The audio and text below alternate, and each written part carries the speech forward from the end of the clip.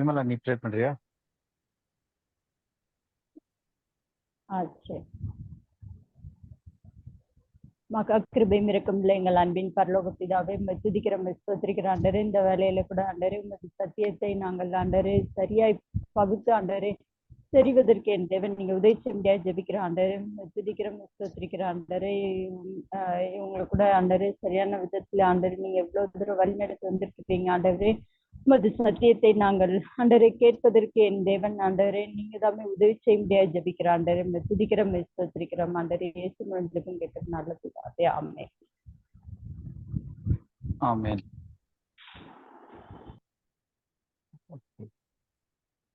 Last week நம்ம பார்த்துட்டு இருந்தது வந்து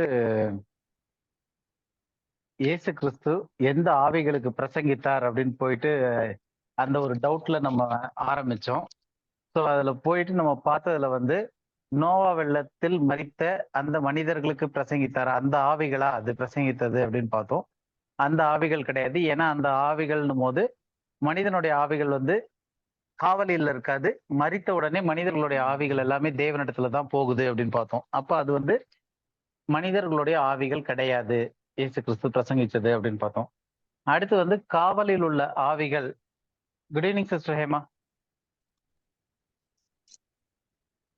ஜாயின் பண்ணிருக்காங்கன்னு நினைக்கிறேன். Good evening brother. Good evening. Okay. So அடுத்தது நம்ம பார்த்தது வந்து காவல்ல இருக்க அந்த ஆவிகள் எந்த ஆவிகள் அப்படின்னு பார்த்தோம்னா வசனத்தின் அடிப்படையில பார்த்தோம். 1 பேதுருல இருந்து அந்த ஆவிகள் வந்து பூர்வத்துலன்னா எப்பன்னா நோவா பேழையை ஆயத்தம் பண்ண அந்த நாட்கள்ல கீழ்ப்படியாம போனவைகள் அப்படின்னு போட்டிருக்கு. அப்ப அந்த கீழ்ப்படியாம போன ஆவிகள் அப்படின்னு சொல்றது எதை சொல்லுது அப்படின்னு சொல்லி பார்த்தோம். நிறைய விஷயங்கள் பார்த்தோம். அது வந்து தேவகுமாரர்கள் மனுஷ குமாரத்திகளோடு வந்து அதனால ராட்சதர்கள் பிறந்தார்கள் அப்படின்ட்டு இருக்கு. அப்போ எல்லாருடைய டிஎன்ஏ ஜெனட்டிக்கலி அவங்க கரப்டா இருந்தாங்க. நோவாவை தவிர எல்லாருமே வந்து அந்த டைம்ல வாழ்ந்த எல்லாருமே வந்து கரப்டா இருந்தாங்க அப்படின்னு சொல்லிட்டு நிறைய விஷயங்கள் பார்த்தோம். ஸோ அப்படி பார்க்கும்போது ஒரு நிமிஷம்,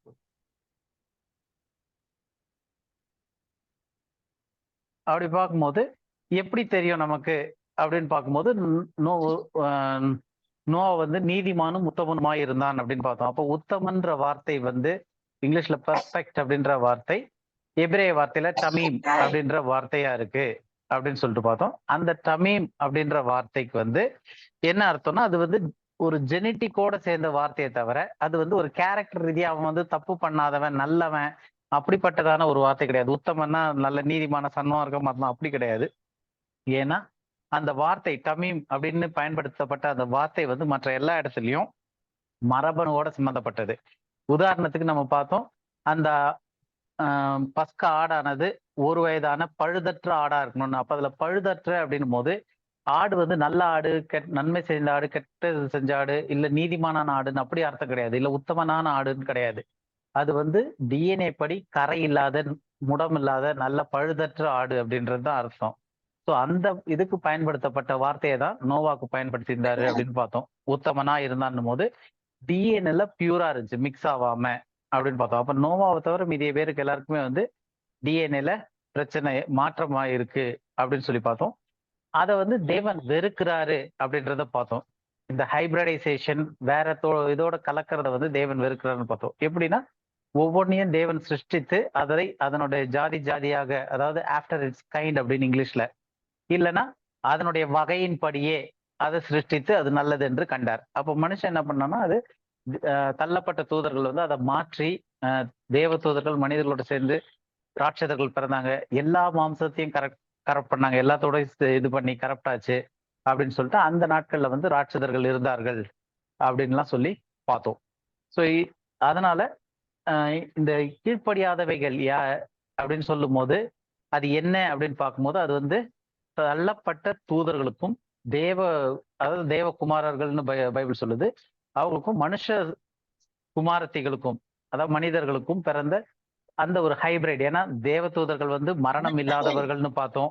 அவர்களுக்கு திருமணம் செய்வது அவங்களுக்கு நியமிக்கப்பட்டது கிடையாது. அவங்க ப்ரோக்ரியேஷன் சொல்லுவாங்க, தங்களுக்கான அடுத்த ஜெனரேஷனை உற்பத்தி பண்ணக்கூடியது. அந்த மாதிரியான இதுல அவங்கள படைக்கல. ஆனாலும் அவர்கள் மனித உருவை கொண்டு வந்து அவங்க ஸ்தானத்தை விட்டு இழந்து இறங்கி இந்த மாதிரி இதெல்லாம் பண்ணாங்க அப்படின்னு சொல்லிட்டு பார்த்தோம். ஸோ இது வரைக்கும் போன வாரம் பார்த்துருந்தது. போன வாரம் பார்த்ததுக்குள்ள ஏதாவது உங்களுக்கு டவுட் இருக்கா? இல்ல இப்ப அடுத்த டாபிக் போலாமா? அடுத்த இதுக்கு போலாமா? அடுத்த டாபிக் போலாம் பிரதர். ஓகே. ஸோ இப்போ இன்னைக்கு இதுக்கு வந்து அதனுடைய கண்டினியூட்டியா அப்படியே இன்னைக்கு ஓரளவு கொஞ்சம் சீக்கிரம் பாக்குறதுக்கு பார்ப்போம். ஏன்னா இது 2 வாரம் ஏற்கனவே இது வந்து ஏற்கனவே நம்ம வந்துட்டு இருக்கிறதுல ஒரு டவுட்டான ஒரு இது பேசேஜ் அதனால நம்ம இதுல வெளியே வந்தோம். ஸோ சீக்கிரம் இன்னைக்கு முடிக்கிறதுக்கு ட்ரை பண்ணுவோம். 2 பேதுருல 2ஆம் அதிகாரம் 5வது வசனம். யாராவது எடுத்து படிங்க. 2 பேதுரு 2:5. பூர்வ உலகத்தையும் தப்பவிடாமல் ம். நீதியை பிரசங்கித்தவனாகிய ம். நோவா முதலான 8 பேரை காப்பாற்றி ம். அவபக்தி உள்ளவர்கள் நிறைந்த உலகத்தின் மேல் ம். ஜலப்பிரளயத்தை வரப்பண்ணி. ஓகே. இப்ப இந்த இதுல பார்த்தோம் அப்படின்னா பூர்வ உலகத்தை தப்ப விடாமல் நீதியை பிரசங்கித்தவனாகிய நோவான்னு ஒரு வார்த்தை வருது. அப்போ நோவா வந்து அந்த காலத்துல கீழ்ப்படியாமை போனவைகளுக்கு நோவா நீதியை பிரசங்கித்தானா?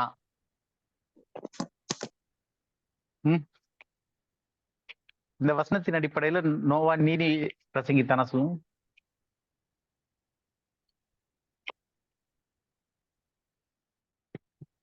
யாருமே பதிலே இல்லை இன்னைக்கு. A preacher of righteousness ன்னு சொல்லுது. So which means he was preaching the gospel நினைக்கிறேன். Whatever Okay. the gospel then was. அப்போ நமக்கு இங்கிலீஷ்ல பார்த்தா a preacher of righteousnessன்னு போட்டிருக்கு. தமிழ்ல வந்து நீதியை பிரசங்கித்தவனாகிய நோவா முதலான 8 பேரை காப்பாற்றி அப்படின்னு இருக்கு. அப்ப நீதியை பிரசங்கித்தான் இருக்கு. அப்ப நீதியை பிரசங்கித்தான் அப்படின்னும் போது ஆமாவா இல்லையான்னும் போது நமக்கு ஜென்ரலா பார்க்கும்போது ஆமா அப்படின்னு தோணுது. இப்ப நீதியை பிரசங்கித்தான் அங்க ஒரு வார்த்தை இருக்கு. அப்ப நீதியை பிரசங்கிக்கும் போது நோவா அதுக்கு முன்னாடி நீதியை பிரசங்கித்தான்ற வார்த்தை என்னன்றதை பார்த்துடலாம். நம்ம முதல் வந்து அந்த பிரசங்கித்தான் பிரீச்சர் அப்படின்னு வர்ற வார்த்தை, பிரசங்கி அப்படின்ற வார்த்தை வந்து ஹெரெக்ஸ் அப்படின்ற வார்த்தையில இருந்து மொழிபெயர்க்கப்பட்ட அந்த வார்த்தை. அப்ப அந்த வார்த்தையை வந்து பிரீச்சர்னும் பிரசங்கித்தான்னு மொழிபெயர்த்திருக்கிறது ஒரு விதம், அதுக்கு ஒரு அர்த்தம் இருக்கு. அந்த இது வந்து ஒன் ஆஃப் த மீனிங். அந்த பிரீச்சர்ன்றதுக்கு போய் பிரசங்கம் பண்றது, வெர்பலா வந்து நம்ம கம்யூனிகேட் பண்றது அப்படின்றது வந்து ஒரு அர்த்தம் இருக்கு. அதனுடைய இன்னொரு அர்த்தம் என்ன அப்படின்னு பார்த்தா இந்த இடத்துல பயன்படுத்தப்பட்ட ஒரு முக்கியமான அந்த வார்த்தைக்கான முக்கியமான அர்த்தம் என்னன்னு பார்த்தோம்னா ஹெரால்டு அப்படின்னு போட்டிருக்கு. ஹெரால்ட் ஆஃப் டிவைன் ட்ரூத்ன்றது தான் வந்து அந்த வார்த்தைக்கான அர்த்தமா கொடுத்துருக்கு. அப்ப தெய்வீக உண்மை இல்லாட்டி தெய்வீக சத்தியத்துக்கான ஒரு ஹெரால்டு அப்படின்னு இருக்கு. அப்ப ஹெரால்டுனா என்ன அப்படின்னு பார்த்தோம்னா ஆக்ஸ்போர்ட் டெஃபினேஷன் என்ன சொல்லுது அப்படின்னு பார்த்தோம்னா அந்த ஹெரால்டுன்ற வார்த்தைக்கு கரெக்டா புரிஞ்சுக்கணும் அப்படின்னா டு பி எ சைன், ஒரு அடையாளமா இருப்பது. இப்ப நோவா வந்து பிரசங்கித்தான் அப்படின்னு போட்டிருக்க அந்த வார்த்தைக்கு கரெக்டான அந்த பதம் எடுக்கணும்னா டு பி எ சைன் அப்படின்றது. தமிழ்ல பார்த்தோம்னா அடையாளமா இருப்பது. அந்த ஆக்ஸ்போர்ட் டெஃபினேஷன்ல என்ன போட்டிருக்கு அப்படின்னா விரைவில் நிகழப்போகும் ஒன்றுக்கு ஒரு அடையாளமா இருப்பது, இல்லைன்னா தெய்வீக உண்மை இல்லாட்டி தெய்வீக சத்தியத்திற்கான அடையாளமா இருப்பது அப்படின்னு சொல்லிட்டு. அப்ப அல்டிமேட்டா அந்த வார்த்தைக்கான பொருள் என்ன வருது அப்படின்னு பார்த்தோம்னா எஸ் சைன், ஒரு அடையாளம். அவ்வளவுதான் அந்த வார்த்தைக்கு அர்த்தம் வருது. அப்ப அந்த வார்த்தையை வந்து கரெக்டா மொழிபெயர்க்கணும், இந்த அர்த்தத்துல அந்த கிரேக்க வார்த்தை போட்டிருக்கதை வந்து கரெக்டா மொழிபெயர்க்கணும் அப்படின்னு சொன்னோம்னா இங்கிலீஷ்ல வந்து எ சைன் ஆஃப் ரைச்சியஸ்னஸ் வரணும். எ பிரீச்சர் ஆஃப் ரைச்சியஸ்னஸ் இருக்கு இல்லையா, அந்த இடத்துல சைன் ஆஃப் ரைச்சியஸ்னஸ். தமிழ்ல பார்த்தோம்னா பூர்வ உலகத்தை தப்ப விடாமல் நீதிக்கு அடையாளமாக நோவா முதலான 8 பேரை காப்பாற்றி அவபக்தி உள்ளவர்களை அப்படின்னு சொல்லிட்டு அந்த வசனம் கண்டினியூ ஆகுது. அப்ப எப்படி அந்த வசனம் ரீட் ஆகுது அப்படின்னு பார்த்தோம்னா இங்க போட்ட மாதிரி நமக்கு கிடைச்ச அந்த மொழிபெயர்ப்பு பண்ண மாதிரி நீதியை பிரசங்கித்தவனாகிய நோவா அப்படின்றது இல்லாம நீதிக்கு அடையாளமாக நோவா முதலான 8 பேரை காப்பாற்றி அப்படின்றது தான் வந்து கரெக்டான மொழிபெயர்ப்பா இருக்கும். இப்ப இது எப்படி நமக்கு கரெக்டான மொழிபெயர்ப்பு இதுதான் அப்படின்றது நமக்கு தெரியுது. ஒண்ணு அதனுடைய மீனிங் கொடுத்துட்டாங்க. ஆனா இங்க பிரீச்சர் பிரசங்கித்தான் அப்படின்னு சொல்லி அந்த டிரான்ஸ்லேஷன்ல நமக்கு இருக்கிற மாதிரியே பிரசங்கித்தான் அப்படின்னு சொல்லி போட்டோம் அப்படின்னா அதுல என்ன பிரச்சனை வருது அப்படின்னு பார்த்தோம்னா இப்ப நோவா நீதியை பிரசங்கித்தான் அப்படின்னு எடுத்துக்கிட்டோம்னா இப்ப வந்து அவன் அந்த இடத்துல என்ன பிரசங்கமோ என்ன காஸ்பலோ அதை போய் அவன் வந்து பிரசங்கித்தான் அப்படின்னு போடும்போது ஃபர்ஸ்ட் கேள்வி யாருக்கு பிரசங்கித்தான், ரெண்டாவது என்ன நீதியை பிரசங்கித்தான் வேணா வைக்கலாம். அப்ப ஃபர்ஸ்ட் யாருக்கு பிரசங்கித்தான்னு போது அந்த இடத்துல யார் இருக்கிறது? ஆக்சுவலா நோவாவின் டைம்ல நோவா கூட அப்ப அங்க இருந்தவங்க யாரெல்லாம் இருந்தாங்க?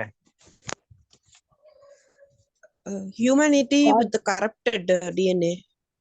Humanity with corrupted DNA. அப்புறம் ராட்சதர்கள் ராட்சதர்கள் இருந்திருக்காங்க. அதான் ஹியூமனிட்டி வித் கரப்டட் டிஎன்ஏ. ராட்சதர்கள் அவங்க ஜெயின்ஸா இருந்தாங்க. வேற தேவபுத்திரர்கள் தேவ புத்திரர்கள் இருந்திருக்காங்க. அப்ப அந்த இடத்துல இருந்ததுன்னு பார்த்தோம் அப்படின்னா, ஒண்ணு தள்ளப்பட்ட தூதர்கள்னு சொல்லக்கூடிய தேவ புத்திரர்கள் இருந்திருக்காங்க. ரெண்டாவது ஃபாலன் ஏஞ்சல்ஸ், அதான் அவங்க ஃபாலன் ஏஞ்சல்ஸ். அடுத்தது ராட்சதர்கள் அவங்க இருந்திருக்காங்க. அது போக எல்லா மாம்சத்தோடயும் அவங்க கரப்ட் ஆயிருக்காங்க. எல்லா மாம்சமும் ஊரும் பிராணிகள்ல இருந்து எல்லாமே கரப்ட் ஆயிருக்கு அப்படின்ட்டு இருக்கு டிஎன்ஏல. அப்ப ஜெனட்டிக்கலி கரப்டட் கிரீச்சர்ஸ், ஜந்துக்கள்னு என்ன சொல்லலாம், உயிரினங்கள்னு சொல்லலாம். அப்போ நோவா காலத்துல நோவா நீதியை பிரசங்கிக்க போற அந்த டைம்ல யாரெல்லாம் இருந்திருக்காங்க அப்படின்னு பார்த்தோம்னா, ராட்சதர்கள் இருந்திருக்காங்க, தள்ளப்பட்ட தூதர்கள் இருந்திருக்காங்க, மரபணு ரீதியாக சிதைந்த மற்ற உயிரினங்கள் எல்லாமே வந்து டேமேஜ் ஆகி மரபணு ரீதியா சிதைந்தது. ஸோ இதுங்க தான் இருந்திருக்கு. அப்போ இவங்களுக்கு வந்து சுவிசேஷத்தை பிரசங்கிக்க வேண்டிய அவசியம் இருக்கா? சுவிசேஷம் எதுக்கு பிரசங்கிக்கிறாங்க? நீதியை எதுக்கு பிரசங்கிக்கணும்? இப்ப அங்கிருந்து யாராவது ராட்சதர்கள் ரட்சிக்கப்பட போறாங்களா? ஏன்னா இது வந்து நல்லவன் கெட்டவன் அந்த ரட்சிப்புக்கான ஒரு இதுல இல்ல. தேவன் வந்து பூமியை அழிக்கிறதுக்குன்னு முடிவு பண்ணாரு. எதுக்காக அழிக்கிறாருன்னா, எல்லா டிஎன்ஏவும் கரப்ட் ஆயிருக்கு. நோவாவை தவிர ஒருவனும் பெர்ஃபெக்டா இல்ல. அந்த டமீம் அப்படின்னு சொல்லக்கூடிய அந்த பழுதற்ற தன்மையில யாருமே இல்லை. எல்லாருடைய இதுவும் ஒட்டுமொத்தமா கெட்டு போயிருக்கு அப்படின்னு போட்டிருக்கும் போது அவங்க மறுபடியும் வந்து அவங்களுக்கு பிரசங்கிக்க வேண்டிய அவசியமே கிடையாது. அப்ப என்ன அர்த்தத்துல இது வந்து இருக்குன்னா, நோவா முதலான 8 பேர் மாத்திரம் பூர்வ உலகில் நீதியின் அடையாளமாக காப்பாற்றப்பட்டனர். என்ன நீதியின் அடையாளம்? தேவனுடைய நீதியின் அடையாளமாக 8 பேரை மட்டும் காப்பாற்றாரு. ஏன்னா அந்த 8 பேர் தான் பியூரா இருக்கிறாங்க அப்படின்றனால. அப்ப நோவா வந்து அவர்களுக்கு போய் நீதியை பிரசங்கித்தவனாகிய அப்படின்னு சொல்லும் போது அங்க போய் இதுல வந்து இது ஏன் இந்த கான்செப்ட் இருந்துச்சுன்னா, இதெல்லாம் சேர்த்து வச்சு இந்த சண்டே கிளாஸ்ல வந்து நோவா வந்து அப்படியே 120 வருஷம் பேழையை கட்டிக்கிட்டு இருக்க மாதிரியும் எல்லாரும் வந்து அவனை கிண்டல் அடிச்சுக்கிட்டு இருக்க மாதிரி, நோவா வந்து தனியா உட்காந்து ஒரு வெட்டாந்தரையில 120 வருஷம் பேழையை கட்டுறான், எல்லாரும் கிண்டல் அடிச்சுட்டு இருக்காங்க. அப்போ அவன் வந்து எல்லாருக்கும் பிரசங்கிச்சுட்டு இருந்தான். இந்த பேழையை கட்டின காலத்துல போய் பிரசங்கிச்சான் அப்படின்ற ஒரு கான்செப்ட் வந்து நமக்கு சண்டே கிளாஸ்ல இருந்து கொடுக்கப்பட்டிருக்கு. ஆனா ரியாலிட்டியில வந்து நோவா வந்து பிரசங்கிக்கல. அந்த வார்த்தை என்னன்னா, நோவாவை ஒரு தேவன் வந்து நோவாவை ஒரு நீதியின் சைனாக, ஒரு அடையாளமாக பயன்படுத்தியிருக்காரு. எப்படி பயன்படுத்தினாரு? அந்த 8 பேர், நோவா முதலான 8 பேரை கீழ்ப்படியாதவர்களுக்கு, அந்த கலப்பினங்களுக்கு இடத்துல நீதியை அவன் வந்து பிரசங்கிக்கவில்லை. மாறா அந்த இடத்துல தேவன் அவர்களை காப்பாற்றுறாரு. அந்த 8 பேரை மாற்றம் காப்பாற்றுறாரு. அது வந்து எதுக்கு அடையாளமா காப்பாற்றுறாருன்னா, தேவனுடைய நீதிக்கு அடையாளமா அவரு காப்பாத்திருக்காரு. அப்ப நோவா வந்து போய் அங்க 8 பேருக்கு, அவங்க நோவா முதலான 8 பேர் போய் அங்க நீதியை பிரசங்கிக்க வேண்டிய அவசியம் கிடையாது. ஏன்னா அவைகள் கீழ்ப்படியாதவைகள், ஹைபிரைட்ஸ், ஜெனட்டிக்கலி கரப்டடா இருக்கிறாங்க, எல்லாமே கலப்பினங்களா இருக்கு, தேவன் அருவருக்கக்கூடியதா இருக்கு.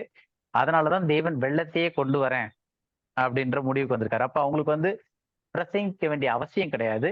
மாறா அது தேவன் வந்து அவங்கள ஒரு அடையாளமா, நீதிக்கு அடையாளமா பயன்படுத்தியிருக்காரு. இது கிளியரா இருக்கா? இல்ல இதுல ஏதாவது கேள்விகள் இருக்கா? கொஸ்டின்ஸ் ஏதாவது இருக்கா? இல்ல நம்ம போலாமா அடுத்த இதுக்கு? இந்த preacher of righteousness வந்து வேற இடத்துலயும் வருதா? about நோவா? ஆமா, இல்ல அபவுட் நோவால இந்த ஒரு விஷயத்துல மட்டும் தான் வருது. பட் த வேர்ட் ப்ரீச்சர் இருக்கு இல்லையா, இந்த வேர்ட் ப்ரீச்சருக்கு வந்து டூயல் மீனிங் இருக்கு. 2 அர்த்தம் இருக்கு ப்ரீச்சருக்கு. இப்ப நம்ம போய் வெர்பலா ஒரு இடத்துல போய் பிரசங்கம் பண்றதுக்கும் இதே வார்த்தை பயன்படுத்தப்படுது. ஹெரால்டா ஒரு சைனா நிக்கிறதுக்கும் இதே வார்த்தை தான் இருக்கு. அப்ப இப்ப போயிட்டு நம்ம வெர்பலா வந்து பிரசங்கிச்சு நம்ம சுவிசேஷம் சொல்றது ஒண்ணு இருக்கு. இன்னொன்னு வந்து நம்மளுடைய வாழ்க்கையே வந்து ஒரு அடையாளமா, கிறிஸ்துவை பிரதிபலிக்கிற வாழ்க்கையாவே நம்ம வாழ்றோம் இல்லையா. நம்ம லைஃப் ஷுட் பி ப்ரீச்சிங்ன்றாங்க இல்லையா, வாழ்க்கைக்கு ஒரு அடையாளமா. அந்த மீனிங்கும் இதே வார்த்தைக்கு இருக்கு. சில இடத்துல வந்து நிறைய இடத்துல வந்து பைபிள்ல வந்து இந்த ப்ரீச்சர்னு பயன்படுத்தப்பட்ட இடத்துல வந்து பேசி பிரசங்கித்தான் பைபிள்ல வருது. That means he Okay. Verbally communicated. பேசி பிரசங்கித்தான், பிரசங்கித்து பேசினான் அப்படின்ட்டுன்னு அந்த மாதிரி சேர்ந்து வர வார்த்தைகள் நிறைய வருது. சில இடத்துல இந்த பிரசங்கித்தன்ற வார்த்தை வந்து அந்த கான்டெக்ட் வைஸ் வந்து வெர்பல் கம்யூனிகேஷன்ல வருது. ஆனா மோஸ்ட் ஆஃப் த டைம்ஸ்ல இந்த அர்த்தத்துல வந்து சில இடங்கள்லயும் வருது. That is for a sign, ஒரு அடையாளமா பயன்படுத்தப்பட்டதாக சில. அதுக்கு அதாவது இந்த வார்த்தைக்கான ஃபர்ஸ்ட் மீனிங்கே வந்து அடையாளமா இருக்கிறது தான். இந்த செகண்ட் மீனிங் தான் Okay. வந்து வெர்பல் கம்யூனிகேஷனே. நிறைய இடத்துல வெர்பல் கம்யூனிகேஷன் வரும்போது பிரசங்கித்து பேசினான், பிரசங்கித்து சொன்னதாவது அப்படின்னு இருக்கும். இன் தமிழ் பைபிள் எல்லாம் பார்த்தோம்னா he preached and said, பிரசங்கித்து சொன்னதாவது, அது வந்து வெர்பல். இது வந்து டோட்டலி அடையாளம்ன்றது. சொல்லுங்க சிஸ்டர். யா, இது ஜூட்ல verse 14 and Enoch also the seventh from Adam prophesied of these. Okay, இங்க preacherன்னு வர prophesied வருது. Okay. ப்ராஃபஸைன்னு வருது. அதான் இந்த ப்ரீச்சர்ன்ற வார்த்தை வந்து மற்ற இடங்கள்ல வந்து நோவாக்கு வந்து ஸ்பெசிபிக்கலா இந்த ப்ரீச்சர் ஆஃப் ரைச்சியஸ்னஸ் அப்படின்றது வந்து வெறும் இந்த ஒரே ஒரு இடத்துல மட்டும்தான் வருது. ரெண்டாவது, he doesn't have any necessity to preach. ஏன்னா அந்த ஆடியன்ஸ் வந்து இன்னைக்கு வந்து நம்ம ஏன் பிரசங்கிக்கிறோம்னா we are in a grace duration, எல்லாருக்கும் போய் பிரசங்கிக்கிறது வந்து இருக்கு. and our preaching could be verbal or we can live as a sign for Christ. So ரெண்டுமே சப்ளைஸ். ஆனா இந்த இடத்துல வரக்கூடியது வந்து the ஆடியன்ஸ்க்கு வந்து they need not to be preached. there is no necessary. அவங்க வந்து அங்க கன்விக்ட் ஆக போறது கிடையாது, அவங்களுக்கு அந்த ப்ரீச்சிங் அவசியம் இல்லாதது. ஏன்னா அவங்க வந்து எல்லாமே ஹைபிரைட்ஸா இருக்கிறாங்க. ஸோ இந்த இடத்துல வர்ற வசனத்துல வர்றது வந்து நோவா ப்ரீச்ன்றது வந்து நோவா வந்து சத்தியத்தை பிரசங்கித்தவன் இல்ல, அதுக்கு அடையாளம், நீதிக்கு அடையாளமா இருந்தவன் நோவா. தேவன் அவனை காப்பாற்றினார், அடையாளமாக காப்பாற்றினார் அப்படின்னு வருது. ஓகேவா? Okay. Okay. இப்ப இன்னொரு வசனம் படிக்கலாம். அடுத்த ஏன்னா இது எல்லாமே சின்ன சின்ன கிளாரிட்டிஸ்க்காக போயிட்டு இருக்கோம். நம்ம இன்னொரு வசனம் படிக்கலாம். 1 பேதுரு 3:20. 1 பேதுரு 3:20. அந்த ஆவிகள் பூர்வத்திலே நோவா பேழையை ஆயத்தம் பண்ணும் நாட்களிலே தேவன் நீடிய பொறுமையோடு காத்திருந்த போது கீழ்ப்படியாம போனவைகள். அந்த பேழையிலே சிலராகிய 8 பேர் மாத்திரம் பிரவேசித்து ஜலத்தினாலே காக்கப்பட்டார்கள். ஓகே, இப்ப இதுல நம்ம பார்க்கிறோம் அந்த ஆவிகள்னு சொல்லிட்டு வரும்போது ஒரு எக்ஸ்ட்ரா இன்ஃபர்மேஷன் வருது. நோவா பேழையை ஆயத்தம் பண்ணின நாட்கள்ல அந்த டைம்ல தேவன் நீடிய பொறுமையோடு காத்திருந்த போது. அப்ப தேவன் ஏன் நீடிய பொறுமையோடு காத்திருந்தார்? ஏதாவது ஐடியா இருக்கா? நோவா பேழையை கட்டுற வரைக்கும். ஓகே, நோவா பேழையை கட்டுற வரைக்கும். வேற ஏதாவது? These giants were being very violent on the earth, and so God was patient with them. Okay, அதுக்கு God was patient with them. ஆனா இப்ப ஹைபிரைட்ஸ் அப்படின்னு பார்க்கும்போது அது எடுத்த உடனே தேவனுடைய பார்வையில் அருவருப்பானது. Because they are mingling, this angels are mingling, அதாவது வேற கைண்ட், அவங்களுக்கு மரணம் கிடையாது. அந்த மாதிரி இருக்கிற ஒரு தேவ தூதர்கள் இந்த மரணம் உள்ள இந்த மாம்சம் உள்ள மனிதர்களுக்கு தே கெட் மிங்கிள்ட். அது போதாதுன்னு எல்லா மாம்சத்தோடையும் தே கெட் மிங்கிள்ட். எல்லாமே வந்து கரப்ட் ஆகுது. ஸோ அது வந்து தேவனுடைய பார்வையில் அருவருப்பா தான் இருக்கு அந்த இதுல இருந்து. ஆனா தேவன் வந்து நோவாவின் நாட்கள் நீட பொறுமையாக காத்திருந்தார் அப்படின்னு சொல்லும் போது எதுக்காக காத்திருந்தார் போது, அப்படி ராட்சதர்கள் வந்து அவங்கெல்லாம் இதாகிறதுக்காக காத்துக்கிட்டு இருந்தாரா அப்படின்னா அது ஒரு கேள்விக்குறி. அப்ப தேவன் ஏன் நீடிய பொறுமையோடு காத்திருந்தார் அப்படின்னா கீழ்ப்படியாதவைகள் ஃபர்ஸ்ட் ஒன் திங் அவங்கெல்லாம் ரட்சிக்கப்படுறதுக்காக காத்து. ஏன்னா இன்னைக்கும் வந்து பேதுரு ஒரு வசனம் சொல்லுவாரு, நான் எல்லாரும் அவர் தாமதிக்கிறார் என்று இல்லை, அவர் நீடிய பொறுமையோடு காத்திருக்கிறார் எல்லாரும் ரட்சிக்கப்படுவதற்காக அப்படின்னு சொல்லிட்டு. அப்ப அந்த மாதிரியான கான்செப்ட் அங்க இருந்துச்சா அப்படின்னு கேட்டா அங்க வந்து அவர்கள் ரட்சிக்கப்படுவதற்கான வாய்ப்பு கிடையாது, அவசியம் கிடையாது. ஏன்னா ஜெனட்டிக்கலி தே ஆர் கரப்டட். அப்ப அங்க வந்து அந்த ரட்சிப்புன்றதுக்கு அவசியம் கிடையாது, அந்த மாம்சத்தை அழித்துதான் ஆகணும் அது. அப்ப தேவன் அதற்காக நீடிய பொறுமையா இல்லை அப்படின்னு தெரியுது. ஏன்னா அது எல்லாமே வந்து ராட்சதர்களும் தள்ளப்பட்ட தூதர்களும் எல்லா இதுவும் கரப்டடான உயிரினங்கள் தான் இருந்தது. அப்ப தேவன் ஏன் பொறுமையோடு காத்திருந்தார் அப்படின்னு பார்த்தா, நமக்கு இவர் கார்த்திகேயன் சொன்ன மாதிரி நோவா அவன் குடும்பத்தையும் காப்பாற்றணும், அதுக்கு பேழையை கட்டி முடிக்கணும். அந்த பேழையை கட்டி முடிக்கும் வரை தேவன் பொறுமையோடு காத்திருந்தார். அப்ப எதுக்கு பொறுமையோடு காத்திருந்தார்னா இந்த தள்ளப்பட்ட தூதர்கள் பண்ண அநியாயங்கள் எக்கச்சக்கமா இருக்கு. அவங்களால வந்த விளைவு எல்லா மாம்சமும் கரப்ட் ஆயிருக்கு டோட்டலா. சோ இருந்தாலும் தேவன் பொறுமையோடு காத்திருந்தது வந்து not for them for repentance, because there is no repentance. அவங்களுக்கு மனம் திரும்புதலுக்கான காரியத்துக்காக இல்ல, அது இல்லவும் இல்லை, வாய்ப்பும் இல்லை. ஏன்னா அது வந்து தேவனுடைய பார்வையில அருவருப்பா இருக்கிறது. அவங்க வந்து இனத்தின்படி இல்லாம தே மிங்கிள் தர் சீட்ஸ். அவங்க வந்து ஒருத்தர் கலப்பு பண்ணாங்க வேற வேற இதுல. அதனுடைய விளைவா ராட்சதர்கள், ஹைபிரைட்ஸ். அது தேவனிடத்துல இருந்து வந்த ஆவி கிடையாது, அது தேவனிடத்துல இருந்து வராத ஆவிகள். அந்த மாதிரியான காரியங்கள் வர ஆரம்பிச்சது. அப்ப அந்த ஒரு சூழ்நிலையில தேவன் எதுக்கு பொறுமையோடு காத்திருந்தார், நீடிய பொறுமையில அதுலயும் காத்துக்கிட்டு இருந்தார்னா, நோவாவையும் அவனுடைய குடும்பத்தையும் காப்பாற்றணும்னு தேவன் முடிவு செய்து வச்சிருந்தார், நீதிக்கு அடையாளமாக. அப்ப அதுக்காக அவங்களை காப்பாற்றுறதுக்காக பேழையை கட்டி முடிக்கும் வரை தேவன் பொறுமையோடு காத்திருந்தார். சரி, எவ்வளவு நாள் தேவன் பொறுமையோடு காத்திருந்தார்? எவ்வளவு காலம் சொல்லணுமா? ஒரு 120 years something till the time Yeah. Noah was building the ark. So 120 years. அப்போ அதுக்கு நம்ம ஒரு வசனம் படிச்சிடலாம், வசனத்திலேயே இருக்கிறது அது. ஆதியாகமம் 6வது அதிகாரம் 2வது 3வது வசனம். ஆதியாகமம் 6, 2, 3. தேவகுமாரர் மனுஷகுமாரத்திகளை அதிக சௌந்தரியம் உள்ளவர்கள் என்று கண்டு அவர்களுக்குள்ளே தங்களுக்கு பெண்களை தெரிந்து கொண்டார்கள். அப்பொழுது கர்த்தர், என் ஆவி என்றைக்கும் மனுஷனோடே போராடுவது இல்லை, அவன் மாம்சம்தானே, அவன் இருக்க போகிற நாட்கள் 120 வருஷம் என்றார். இத வச்சு ஏகப்பட்ட இந்த நியூமராலஜி, இது பிப்ளிக்கல் நியூமராலஜின்னு அது ஒரு தனி இது இருக்கு. அவங்க வந்து இது 120 வருஷம்ன்றது இதுக்கு ஒரு ஆவிக்குரிய அர்த்தம் சொல்லி இத்தனை வருஷத்துல உலகம் இருக்கும் அப்படி இப்படின்னு சொல்லி இது எதுக்காக 120 வருஷம்னு ஏகப்பட்ட குழப்பம் இருக்கு. ஆனா ஆண்டவருக்கு வந்து ஒரு டைம் ஃப்ரேம் இருந்துச்சு, ஆண்டவருக்கு முன்னாடியே தெரியும். அந்த ஒரு காலகட்டத்தை தேவன் என்ன சொல்றாரு, 120 வருஷம் தானே அப்படின் போது, ஏன் அப்படின்னா 120 வருஷத்துல வெள்ளம் வரப்போகுது அப்படின்றத.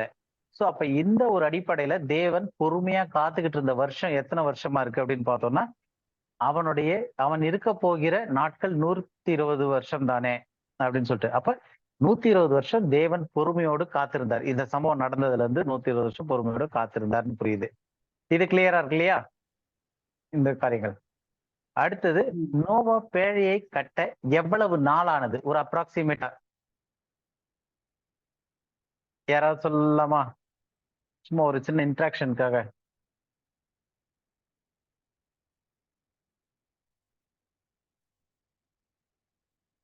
யாராவது?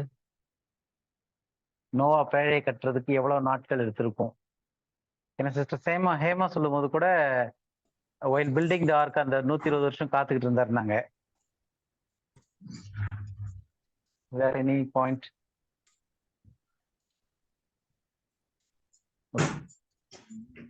அடுத்த கேள்வி, நோவா பேழையை 120 வருடங்களாக கட்டினாரா? இது டைரக்டா லிட்டரலா கேள்வி.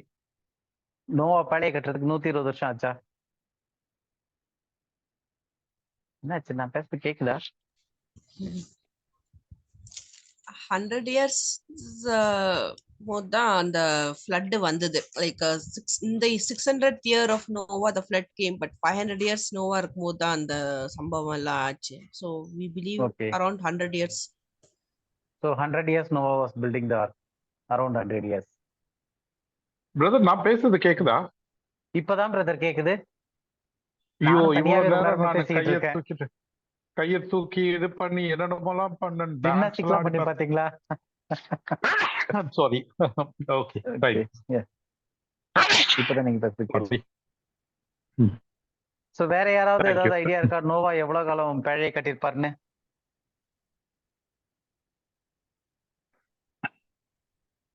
வருஷத்துக்குள்ள கட்டியிருக்கணும்.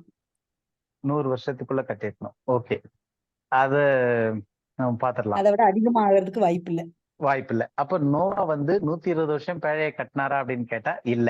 ஆனா பொதுவா வந்து என்ன தாட் இருக்கு அப்படின்னா, இந்த தேவன் வந்து 120 வருஷம் பொறுமையா இருந்தாருன்னு சொன்ன உடனே அது வந்து நோவா பேழையை கட்டுறதுக்கு எடுத்துக்கொள்ளப்பட்ட காலம் அப்படின்னு சொல்லிட்டு நிறைய இந்த சண்டே கிளாஸ்ல கூட என்ன பண்றாங்கன்னா, 120 வருஷம் நோவா பேழையை கட்டினாரு அப்படின்ற ஒரு தாட் வருது. ஜென்ரலாவே அந்த தாட் கொடுத்துட்டாங்க. அதாவது அந்த 120 இயர்ஸ்ன்றது வந்து நோவா பேழையை கட்டுறதுக்காக கொடுக்கப்பட்ட காலம்ன்ற மாதிரி. ஆனா அது கிடையாது அப்படின்னு சொல்லிட்டு. சரி, கிடையாதுன்னு நமக்கு எப்படி தெரியும் கன்ஃபார்மா அப்படின்னு சில இது பார்த்துடலாம். முதல் விஷயம், அந்த நோவா பேழையை கட்டுறது எப்ப கட்டினாருன்றதுக்கு ஒரு வசனம் பார்த்தலாம். ஆதியாகமம் 6:14. ஆதியாகமம் 6:14. நீ கொப்பேர் மரத்தால் உனக்கு ஒரு பேழையை உண்டாக்கு, அந்த பேழையிலே அறைகளை உண்டு பண்ணி அதை உள்ளும் புறமுமாக கீழ் பூசு.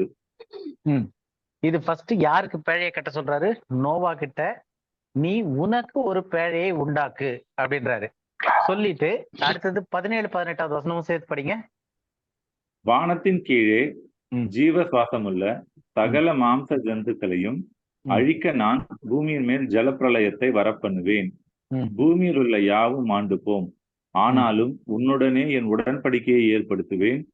நீயும் உன்னோட கூட உன் குமாரரும் உன் மனைவியும் உன் குமாரரின் மனைவிகளும் பேழைக்குள் பிரவேசியுங்கள். ஓகே, இப்ப என்ன சொல்றாருன்னா, அந்த இதுக்கு முன்னாடி வசனங்கள்ல நம்ம படிச்சப்ப வந்து தேவதூதர்கள் மனுஷ குமார்த்திகளோடு சேர்ந்தாங்க. அப்பொழுது தேவன் மனுஷன் 120 வருஷம் தானே, அவன் மாம்சமா இருக்கான், 120 வருஷம் தானேன்னு சொல்லி முடிக்கிறாரு. முடிச்சுட்டு அதுக்கு அடுத்தது கீழே வரும்போது நோவா கிட்ட வந்து சொல்ற மாதிரி வருது, உனக்கு ஒரு பேழையை ஆயத்தப்படுத்து அப்படின்றாரு. அப்புறம் அந்த பேழைக்குள்ள யாரெல்லாம் போவாங்க அப்படின்னும் போது நோவாவும் அவரது மனைவி, அவருடைய மகன்களும் அவர்களது மனைவிகளும் பேழையின் மூலம் காப்பாற்றப்படுவதற்கு ஒரு பேழையை உனக்கு கட்டிக்கோ அப்படின்றாரு. அந்த ஃபேமிலிக்காக கட்ட சொல்றாரு. புரியுது இல்லையா? இங்க 18வது வசனத்துல நீயும் உன்னோட கூட உன் குமாரரும் உன் மனைவியும் உன் குமாரரின் மனைவிகளும் பேழைக்குள் பிரவேசியுங்கள் அப்படின்றாரு. அப்ப இந்த இன்ஸ்ட்ரக்ஷன் கொடுக்கும் போது நோவா பேழையை கட்டல. இன்ஸ்ட்ரக்ஷன் கொடுத்த பிறகுதான் நோவா பேழையை கட்டுறாரு. புரியுது இல்லையா? அப்ப இந்த நோவா பேழையை கட்டுறதுக்கு இன்ஸ்ட்ரக்ஷன் கொடுக்கும் போது நோவா, அவனுக்கு மனைவி இருக்கு, அவனுக்கு குமாரர்கள் இருக்காங்க, குமாரர்களுக்கு மனைவிகள் இருக்கிறாங்க. இவங்க எல்லாரையும் நீ காப்பாத்துறதுக்கு உனக்கு ஒரு பேழையை கட்டிக்கோ அப்படின்றாரு. ஏன்னா மாம்ச ஜந்துக்கள் எல்லாத்தையும், சகல மாம்ச ஜந்துக்களையும் அழிக்க போறேன் அப்படின்றாரு. ஏன் மாம்ச ஜந்துக்கள் எல்லாவற்றையும் அழிக்கிறோம்னா எல்லாமே கரெக்டா இருக்கு அப்படின்னு பார்த்துட்டோம். இப்போ ஏன் தேவன் இந்த காரியத்தை சொல்றாரு? இப்ப நம்ம ரிவர்ஸ்ல போய் பார்ப்போம், வெள்ளம் எப்ப வந்துச்சு அப்படின்றத தெரிஞ்சுக்கிட்டோம்னா ஈஸியா இருக்கும். அப்ப ஆதியாகமம் 7வது அதிகாரம் 6வது வசனம் படிங்க. ஜலப்பிரளயம் பூமியின் மேல் உண்டான போது நோவா 600 வயதா இருந்தான். அப்ப ஜலப்பிரளயம் உண்டான போது நோவாக்கு எத்தனை வயசு? 600 வயசு.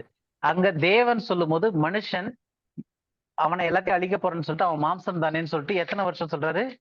120 வருஷம் தானே அப்படின்றாரு அந்த வசனத்துல. புரியுதா உங்களுக்கு? இல்ல குழப்புதா? முதல் இதுல சொல்லும் போது தேவன் சொல்லும் போது மனுஷன் வந்து இருக்க போறது இன்னும் 120 வருஷம் தானேன்னு சொல்றாரு. எப்ப சொல்றாரு? தேவகுமாரர்கள் மனுஷ குமார்த்திகளோடு சேர்ந்து ராட்சதர்கள் பிறக்க ஆரம்பிச்ச உடனே அவர் சொல்றாரு, மனுஷன் வந்து 120 வருஷம் தானே அப்படின்னு சொல்லிட்டு எப்போ வரைக்கும் போறப்ப 120 வருஷம் தானே அந்த ஃப்ளட்டுக்கான வெள்ளம் வரப்போறதற்கான டைம் லிமிட்டை எப்ப செட் பண்றாருன்னா 120 இயர்ஸ்க்கு முன்னாடி செட் பண்றாரு. 120 வருஷத்துக்கு முன்னாடி அந்த டைம் ஃப்ரேமை செட் பண்றாரு. செட் பண்ணிட்டு எப்ப வெள்ளம் வருது அப்படின்னு பார்த்தா நோவாக்கு 600 வயது ஆகும் போது பூமியின் மேல் ஜலப்பிரளயம் வந்துச்சு, வெள்ளம் வந்துருச்சு. அப்ப தேவன் வந்து செட் பண்ணது நோவாக்கு வெள்ளம் வரும்போது 600 வருஷம் அப்படின்னா அவர் தேவன் சொல்லும் போது நோவாவுடைய வயசுல இருந்து ஒரு 120 வருஷம் கம்மி பண்ணுமா? புரியுதா உங்களுக்கு? 480. அப்ப நோவாவுக்கு 480 வயசு இருக்கும் போது தேவன் இந்த வார்த்தையை சொல்றாரு. அப்போ அந்த ராட்சதர்கள் உருவாக்கப்பட்ட காலம் வந்து அப்ராக்சிமேட்லி நோவாவுக்கு 480 வயசு இருக்கும் போது ஆரம்பிக்குது. அந்த காரியங்கள் எல்லாம் அதனுடைய உச்சத்துல இருக்கு. ஏன்னா தேவன் வந்து இனி நான் வந்து மாம்சத்தை யாச்சும் அழிக்க போறேன்னு சொல்லி அந்த ஒரு டிக்ளரேஷன் கொடுக்கறது வந்து 120 இயர்ஸ்க்கு முன்னாடி, வெள்ளத்துக்கு முன்னாடி. அப்ப வெள்ளம் நோவாவினுடைய 600வது வயதுல வருதுன்னா அந்த டிக்ளரேஷன் ஆண்டவர் எப்ப கொடுத்திருக்காருன்னா நோவாக்கு 480 வயசு ஆகும் போது கொடுத்திருக்கிறாரு. இது வரைக்கும் கிளியரா இருக்கு இல்லையா? இப்ப நோவாக்கு எப்ப குழந்தைகள் பிறந்தது? ஏன்னா இப்ப இந்த 3 பிள்ளைங்க பிறந்து அவங்களுக்கு கல்யாணம் ஆகி அவங்க மனைவிகளோட நான் பேழைக்குள்ள பிரவேசிக்கிறதுக்கு உனக்கு ஒரு பேழையை ஆயத்தம் பண்ணுன்றாரு. அப்ப அந்த நோவாவினுடைய குழந்தைகள் எப்ப பிறந்தாங்க, அவங்க பிள்ளை பசங்க 3 பேர் எப்ப பிறந்தாங்க அப்படின்னு பாக்கணும்னா ஆதியாகமம் 5வது அதிகாரம் 32வது 32. வசனம். நோவா 32ல 500 வயதான போது சேம் ம். காம் யாப்பேத் என்பவர்களை பெற்றான். நோவாக்கு எந்த 500 வயசு வயசுல. வரும்போது பெற்றான்? 500 வயசுல. 500. தேவன் டிக்ளேர் பண்ணது எப்ப? நோவாக்கு 480 வயசு இருக்கும் போது. ஆனா நோவாக்கு பிறந்தது எல்லா குழந்தையும் ஒரே நேரத்துல பிறக்காது இல்லையா? ஆமா, கொஞ்சம் கொஞ்சமா தனித்தனி. டெஃபினட்டா. ஆனா இங்க வந்து 500 வயதுல அப்படின்னு சொல்லி போட்டிருக்கு. அப்ப 500 வயதுல வந்து 3 பிள்ளையும் ஒன்னா பிறக்கல. சேம் காம் யாபேத் 3 பேரும் 500 வயசுல பிறந்தாங்க அப்படின்னு உடனே ஓகே அவங்களுக்கு ரெட்டை பிள்ளைன்ற வர மாதிரி 3 பிள்ளை ஒன்னா வந்துருச்சா? அப்படியெல்லாம் கிடையாது. அப்ப அதுல மூத்தவன் இருக்கான், இளையவன் இருக்கான், நடுவுல ஒருத்தன் இருக்கான். அப்ப மூத்தவன் யார் அப்படின்னு பார்த்தா ஜாபேத். யாபேத்னு தமிழ்ல வரும். அப்ப அந்த யாபேத் தான் வந்து யாபேத். அவன் வந்து 500வது வயது இருக்கும்போது முதல் பையன் பிறக்கிறான். அவன் நோவா வந்து அப்பாவா தகப்பனா மாற ஆரம்பிக்கிறான் 500வது வயதுல. எடுத்து படிக்கலாம். ஆதியாகமம் 10:21.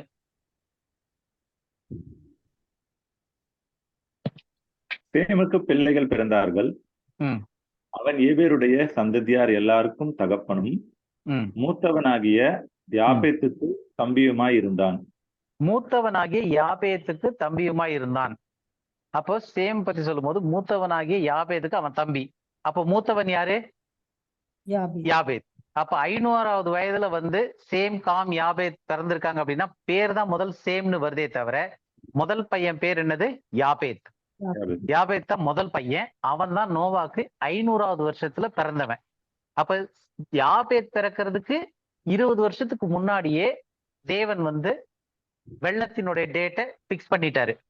ஜலப்பிரளயத்தினுடைய டேட்டை நோவாக்கு யாபேத் பிறக்கிறதுக்கு 20 வருஷத்துக்கு முன்னாடியே பிக்ஸ் பண்ணிட்டாரு. இப்ப கடைசி பையன் யாரு அப்படின்னு பார்த்தோம்னா ஆதியாகமம் 9வது அதிகாரம் 22வது வசனம் படிங்க. அப்பொழுது கானானுக்கு தகப்பனாகிய ம். காம் தன் தகப்பனுடைய நிர்வாணத்தை கண்டு ம். வெளியில் இருந்த தன் சகோதரர் இருவருக்கும் அறிவித்தான். சோ இங்க யாரு இந்த சம்பவத்தை செய்யறதுன்னா காம் செய்யறான். இப்ப 24வது வசனம் சேர்த்து படிங்க அப்படியே. நோவா திராட்சரசத்தின் வெறி தெளிந்து ம். விழித்த போது தன் இளைய குமாரன் தனக்கு செய்ததை அறிந்து. அப்போ அந்த செய்த செயல் செய்தது யாருன்னா காம். இங்க நோவா சொல்றான் தன் இளைய குமாரன் செய்ததை அறிந்து. அப்ப காம் தான் யாரு? கடைசி பையன். அப்ப முதல் பையன் யாருன்னு பார்த்துட்டோம், யாபேத்து. அவனுடைய தம்பி வந்து சேம் அப்படின்னு சொல்லிட்டு சேமுடைய அண்ணனாகி யாபேத் அப்படின்னு வருது. அப்ப அவனுக்கு தம்பியா இருக்கான் அப்படின் போது யாபேத் வந்து முதல் பையன். இங்க ஹாம் சொல்லும் போது அவன் தான் இளையவன், இளைய குமாரன் வருது. அப்ப நடு பையன் சேம்னு தெரியுது.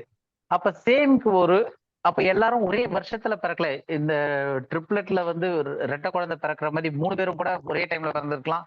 எப்படி ஏசா யாக்கோபு ரெட்டை பிள்ளைகளா ஒண்ணு பின்னாடி ஒண்ணு வந்தாங்க. அப்ப மூத்தவன் இளையவன் வந்துருச்சு. அப்ப அந்த மாதிரி 3 பிள்ளைகள் ஒண்ணா மாத்தி வந்திருக்கா அப்படின்னா அதையும் நம்ம பைபிள்ல இருந்தே தெரிஞ்சுக்கலாம். அப்படி கிடையாது. ஒரே டைம்ல நோவாக்கு 500வது வயதுல இருக்கும்போது 3 பிள்ளை ஒன்னா பிறக்கலன்றதுக்கு எப்படின்னா ஆதியாகமம் 11வது அதிகாரம் 10வது வசனம் எடுத்து படிங்க. ஆதியாகமம் 11:10. சேமுடைய வம்ச வரலாறு. ஜலப்பிரளயம் உண்டாகி 2 வருஷத்துக்கு பின்பு சேம் 100 வயதான போது அர்பக்சாத்தை பெற்றான். ஓகே. இப்ப சேமுக்கு வந்து 100 வயசு ஆகும் போது ஜலப்பிரளயமாய் எத்தனை வருஷம் ஆயிடுச்சு?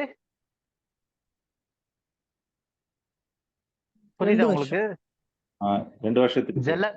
ஜலப்பிரளயம் வந்து அதுக்கப்புறம் அவங்க படகுல இருந்து இறங்கி அவங்க வெளியே வந்து ஜலப்பிரளயம் முடிந்து 2 வருஷத்துக்கு பின்பு சேமுக்கு என்ன வயசாகுது? 100 வயதான போது அவன் வந்து தன்னுடைய முதல் பையனை பெத்தெடுக்கிறான். அப்படி பார்த்தோம் அப்படின்னா வெள்ளத்துக்கு 2 வருஷத்துக்கு அப்புறம் சேமுக்கு 100 வயது ஆகுது அப்படின்ட்டு பாக்குறோம். அப்போ நோவாவுடைய எத்தனாவது வயசுல சேம் பிறந்திருக்கணும்? 502வது வயசுல. ஏன்னா ஜலப்பிரளயம் வரும்போது நோவாக்கு 600 வயசு. 500 வயசுல முதல் பையன் பிறக்கிறான். இவனுக்கு எப்ப 100 வயசு ஆகுது? 500 வயசுக்கு பிறந்தா 500வது வயசுலயே 3 பசங்களும் ஒன்னா பிறந்திருந்தாங்கன்னா வெள்ளத்தின் அப்ப நோவாக்கு 600 வயசு ஆகும் போது சேமுக்கும் என்ன வயசாயிருக்கணும்? 100 வயசாயிருக்கணும். புரியுதா உங்களுக்கு? ஆனா சேமுக்கு அப்ப எத்தனை வயசாயிருக்கு? 98 வயசாயிருக்கு. ஏன்னா வெள்ளம் முடிஞ்சு 2 வருஷம் கழிச்சுதான் அவனுக்கு 100 வயசு ஆகுது. வெள்ளம் முடிஞ்ச 2 வருஷம் கழிச்சு சேமுக்கு 100 வயசு ஆகுது அப்படின்னா, அப்ப வெள்ளத்தின் போது அவனுக்கு 98 வயசு, 100 வயது ஆவல. அப்ப நோவாக்கு 100 அவன் 500 வயதா இருக்கும்போது பிறந்தது யாபேத், ஒரே ஒரு பையன் மட்டும்தான். அதுக்கப்புறம் 2 வருஷம் கழிச்சு சேம் பிறந்திருக்கான். அப்போ 3 பேரும் ஒன்னா பிறந்தவங்க. 500வது வயதில் சேம், காம், யாபத்தை பெற்றான் அப்படின்றது அது எபிரேய பழக்கத்துல சொல்லக்கூடியது. ஏன்னா அந்த டைம் தான் அவன் அப்பாவா மாறுறான் நோவா. அதனால எல்லாத்தையும் சேர்த்து மொத்தமா சொல்லிட்டாங்க. இப்ப முதல் பையனுக்கும் 2வது பையனுக்கும் யாபேத்துக்கும் சேமுக்கும் நடுவுல எத்தனை வருஷம் இடைவெளி இருந்திருக்கு? 2 வருஷம் இடைவெளி. அவங்க 2 பேருக்கும் வயசு வித்தியாசம் 2 வயசு. அதுக்கப்புறம் எத்தனை வருஷம்? 1 வருஷமோ 2 வருஷமோ அதே கேப்ல விட்டுட்டு அடுத்தது காம் பிறந்திருப்பான். புரியுதா உங்களுக்கு? இதுல இருந்து என்ன தெரியுதுன்னா, நோவாக்கு 500வது வயது வரும்போது 3 பசங்களும் ஒன்னா பிறக்கல. முதல் பையன் பிறந்தது நோவானுடைய 500வது வயசுல, 2வது பையன் பிறந்தது நோவானுடைய 502வது வயசுலன்னு தெரியுது. ஆனா இந்த பசங்க எல்லாருமே பிறக்கிறதுக்கு முன்னாடி 20 வருஷத்துக்கு முன்னாடியே தேவன் எதை நிர்ணயிச்சாரு? வெள்ளத்தை நிர்ணயிச்சாரு. அப்போ தேவன் எதுக்காக காத்திருந்தார் அப்படின்னு பார்த்தா, 120 வருஷம் காத்திருந்தது நோவா பேழையை கட்டுறதுக்கு மட்டும் கிடையாது. எதுக்காக 120 வருஷம் காத்திருந்தார்னா, நோவாக்கு அதுக்கப்புறம் 20 வருஷம் கழிச்சு முதல் பையன் பிறக்கிறான். அதுக்கப்புறம் 2 வருஷம் கழிச்சு 2வது பையன் பிறக்கிறான். அதுக்கப்புறம் கொஞ்சம் வருஷம் கழிச்சு 3வது பையன் பிறக்கிறான். அவங்க 3 பேரும் வளர்ந்து திருமண வயது வரணும். திருமண வயது 3 பேரும் திருமணம் செய்து பெண் கொள்றாங்க. 3 பேருக்கும் திருமணம் முடியுது. அந்த திருமணத்திற்கு அப்புறம் தேவன் அவர்களை 8 பேரையா பேழைக்குள்ள பிரவேசிக்க வைக்கிறதுக்கு அந்த டைம்ல தான் பேழையவே கட்ட சொல்றாரு. அப்ப 100 வருஷமா கட்டல நோவா 120 வருஷம் கிடையாது. அட்லீஸ்ட் 100 வருஷம்னா 100 வருஷத்துல பிறந்த உடனே அவன் கட்ட ஆரம்பிக்கல. ஏன்னா அப்ப பிறந்த உடனே கட்ட ஆரம்பிக்கும் போது நீயும் உன் மனைவியும் சொல்லியிருக்கலாம். அப்ப நீயும் உன் மனைவியும் உன் குமாரர்களும் அவர்களின் மனைவியும் பேழைக்குள் பிரவேசிக்கும்படி உனக்கு ஒரு பேழையை ஆயத்தப்படுத்து அப்படின்னும் போது, இவர்களுக்கெல்லாம் கல்யாணம் ஆன பிறகுதான், 3 பசங்களுக்கும் பெண் கொண்ட பிறகுதான் தேவன் இந்த பேழையை கட்டுற ப்ராஜெக்டே நோவா கிட்ட கொடுக்குறாரு. புரியுதா உங்களுக்கு? அப்போ நமக்கு டைம்ல எத்தனை வருஷம் பைபிள் கொடுக்கலையே தவிர நிச்சயமா 120 வருஷமும் கட்டல, 100 வருஷமும் கட்டல. ஏன்னா அவர் கட்டுறதுக்காக எதுக்காக நீடிய பொறுமையோடு காத்திருந்தாருன்னா, ஒரு விஷயம் நோவா பேழையை கட்டுறதுக்கு. ஆனா சும்மா எடுத்த உடனே கட்டுறதுக்கு இல்ல. அவங்க நோவாக்கு 3 பிள்ளைகள் பிறந்து 3 பிள்ளைகளுக்கும் திருமணம் ஆகி அதுக்கப்புறம் பேழையை கட்டி அவங்க பிரவேசிக்கிறதுக்கு வரைக்கும் கால்குலேட் பண்ணி தேவன் 120 வருஷம் அப்படின்ட்டுன்னு சொல்றாரு. இதுல ஏதாவது கேள்விகள் இருக்கா? டவுட் ஏதாவது இருக்கா? கேள்வி இருக்கா? இல்ல அடுத்து இதுக்கு போலாமா நம்ம? போலாம் சார். கிளியரா இருக்கு இல்லையா? ஓகே. சோ இப்போ அடுத்தது நம்ம பார்க்க போறது, வெள்ளத்திற்கு பிறகு பூமியில ராட்சதர்கள் இருந்தார்களா? நமக்கே தெரியும். ஆமா, இருந்தார்கள்னு. எப்படி தெரியும் அப்படின்னு சொல்லிட்டு ஒரு 3-4 வசனம் மட்டும் கடகடன்னு படிச்சிடலாம் நம்ம. ஏன்னா சில வசனங்கள்லாம் தெரியும். எண்ணாகமத்துல 13வது அதிகாரம் 33வது வசனம். எண்ணாகமம் 13:33. அங்கே ராட்சத பிறவியான ஏனாக்கின் குமாரராகிய ராட்சதரையும் கண்டோம். நாங்கள் எங்கள் பார்வைக்கு வெட்டு கிளைகளை போல் இருந்தோம், அவர்கள் பார்வைக்கும் அப்படியே இருந்தோம் என்று சொல்லி, இப்படி இஸ்ரவேல் புத்திரருக்குள்ளே தாங்கள் சுற்றி பார்த்து வந்த தேசத்தை குறித்து துர்செய்தி பரப்ப செய்தார்கள். ஓகே, இங்க என்ன சொல்றாங்க? ராட்சத பிறவியான ஏனாக்கின் குமாரர். அப்ப ஏனாக்குன்றவன் ஒரு ராட்சதன் இருக்கான், அவனுடைய குமாரர்களும் ராட்சதர்களா இருக்கிறாங்க. அவர்களை பார்த்தோம். அவங்களை பார்க்கும்போது எப்படி கம்பாரிசன் இருக்குன்னா, நாங்கள் வெட்டி கிளிகளை போல் இருந்தோம். அப்ப அவங்க ஜெயன்ஸா இருக்கிறாங்க, ராட்சதர்கள் ஜெயன்ஸா இருக்கிறாங்க அப்படின்றது ஏனாக்குன்றவங்க அவங்களுடைய குமாரர்களை பாக்குறாங்க. சோ இது ஒரு சம்பவம் இருக்கு. இதெல்லாமே வெள்ளத்துக்கு அப்புறம் வரக்கூடியது. அப்ப வெள்ளத்துக்கு அப்புறம் கன்ஃபார்மா ராட்சதர்கள் இந்த பூமியில இருந்திருக்காங்க அப்படின்றது தெரியுது. இன்னும் 2 வசனம் படிச்சிடலாம். உபாகமம் 2வது அதிகாரம் 10-11 2 வசனங்கள். திரளானவர்களுக்கும் ஏனாக்கியரை போல நெடியவர்களுமான பலத்த ஜனங்களாகிய ஏமியர் அதில் முன்னே குடியிருந்தார்கள். அவர்களும் ஏனாக்கியரை ஒத்த ராட்சதர் என்று எண்ணப்பட்டார்கள். மோவாபியரோ அவர்களை ஏமியர் என்று சொல்லுகிறார்கள். ஓகே, இப்ப இந்த இடத்துலயும் பார்த்தோம்னா மேல பார்த்தோம் ஏனாக்கின் குமாரர்கள்னு பார்த்தோம். இங்கேயும் வந்து எப்படி இருக்கு? ஏனாக்கியரை போல நெடியவர்களுமான பலத்த ஜனங்களாகிய ஏமியர்.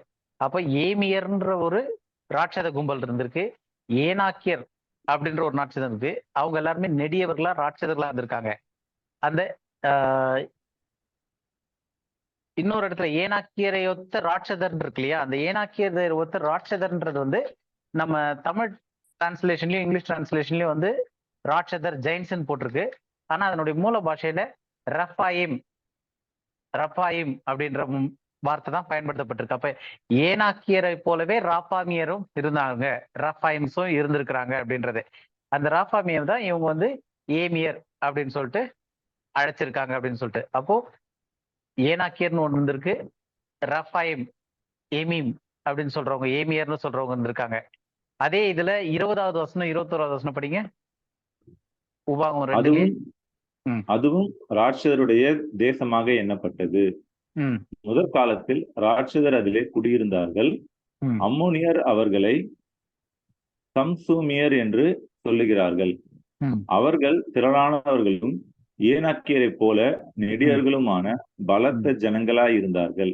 கர்த்தரோ சேயீரில் குடியிருந்த ஏசாவின் புத்திரருக்கு முன்பாக ஓரியரை அழிக்க அவர்கள் அந்த ஜனங்களை துரத்திவிட்டு அவர்கள் இருந்த ஸ்தானத்தில் இந்நாள் வரைக்கும் குடியிருக்கிறது போலவும். ஓகே, இப்ப இங்கேயும் வந்து ஜாம்சுயிம் அப்படின்ட்டு தமிழ்ல வந்து சம்சுயர்னு வருது. அவங்களும் வந்து ஏனாக்கியரை போலவே நெடியவர்களுமான பலத்த ஜனமா இருந்துச்சு அப்படின்னு சொல்லிட்டு வருது. ஸோ அப்ப கண்டினியூஸா வந்து சில ட்ரைபாவே இருந்திருக்காங்க. ஏனோக்கிய இந்த ராட்சதர்கள் எனாக்கிம்ன்றவங்க இருந்திருக்காங்க, ரஃபாயிம் இருந்திருக்காங்க, ஜாம்சுயிம் இருந்திருக்காங்க. இது போக சில இடங்களை ஆண்ட ராஜாக்கள் நமக்கு பைபிள்லயே இருக்கு. இன்னும் 2 வசனம் மட்டும் படிச்சிடலாம். உபாகமத்திலே 3வது அதிகாரம் 11வது வசனம். மீந்திருந்த ராட்சதர்களில் பாசானின் ராஜாவாகிய ஓக் என்பவன் மாத்திரம் தப்பி இருந்தான். இரும்பினார் செய்த அவனுடைய கட்டில் மனிதருடைய கை முழத்தின்படியே 9 முழ நீளமும் 4 முழ அகலவுமாய் இருந்தது. அது அம்மோன் புத்திரருடைய ரப்பா பட்டணத்தில் இருக்கிறதல்லவா? அம்மோன் புத்திரர் மறுபடியும் அதே இதுதான். அதே மாதிரி இங்கேயும் வந்து பாஷான்னு சொல்லக்கூடிய இடம், பாசான்னு சொல்ற இடத்துல வந்து மீதம் இருந்த ராட்சதரில் அப்ப அவங்க எல்லாத்தையும் காலி பண்ணிட்டாங்க. மீதம் இருந்ததுல வந்து இந்த ஓக் அப்படின்றவன் மாத்திரம் தப்பி இருந்தான் அப்படின்னு சொல்லிட்டு இங்க வருது.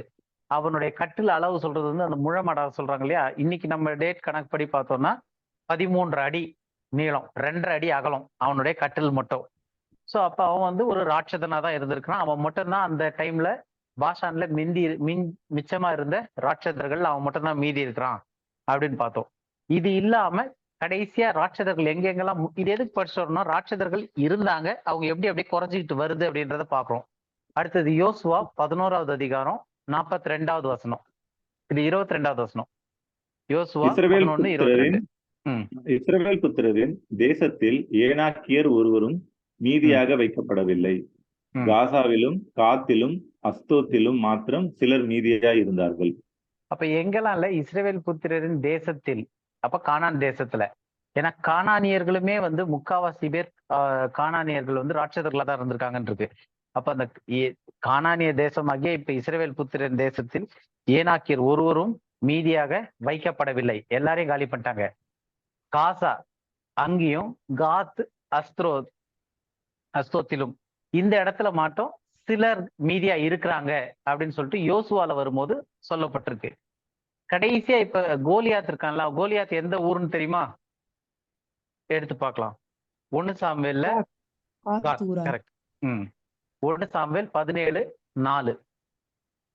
அப்பொழுது காத் ஊரானாகிய கோலியாத் என்னும் பேருள்ள ஒரு வீரன் பெலிஸ்தரின் பாளையத்தில் இருந்து புறப்பட்டு வந்து நடுவே நிற்பான்.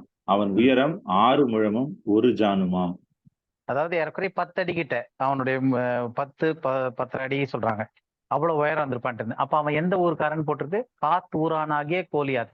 அவன் கூட இருந்தவங்க மொத்தம் 5 பேர் மொத்தம் அப்படின்றாங்க. அவங்க எல்லாருமே யாரா இருந்திருக்காங்க?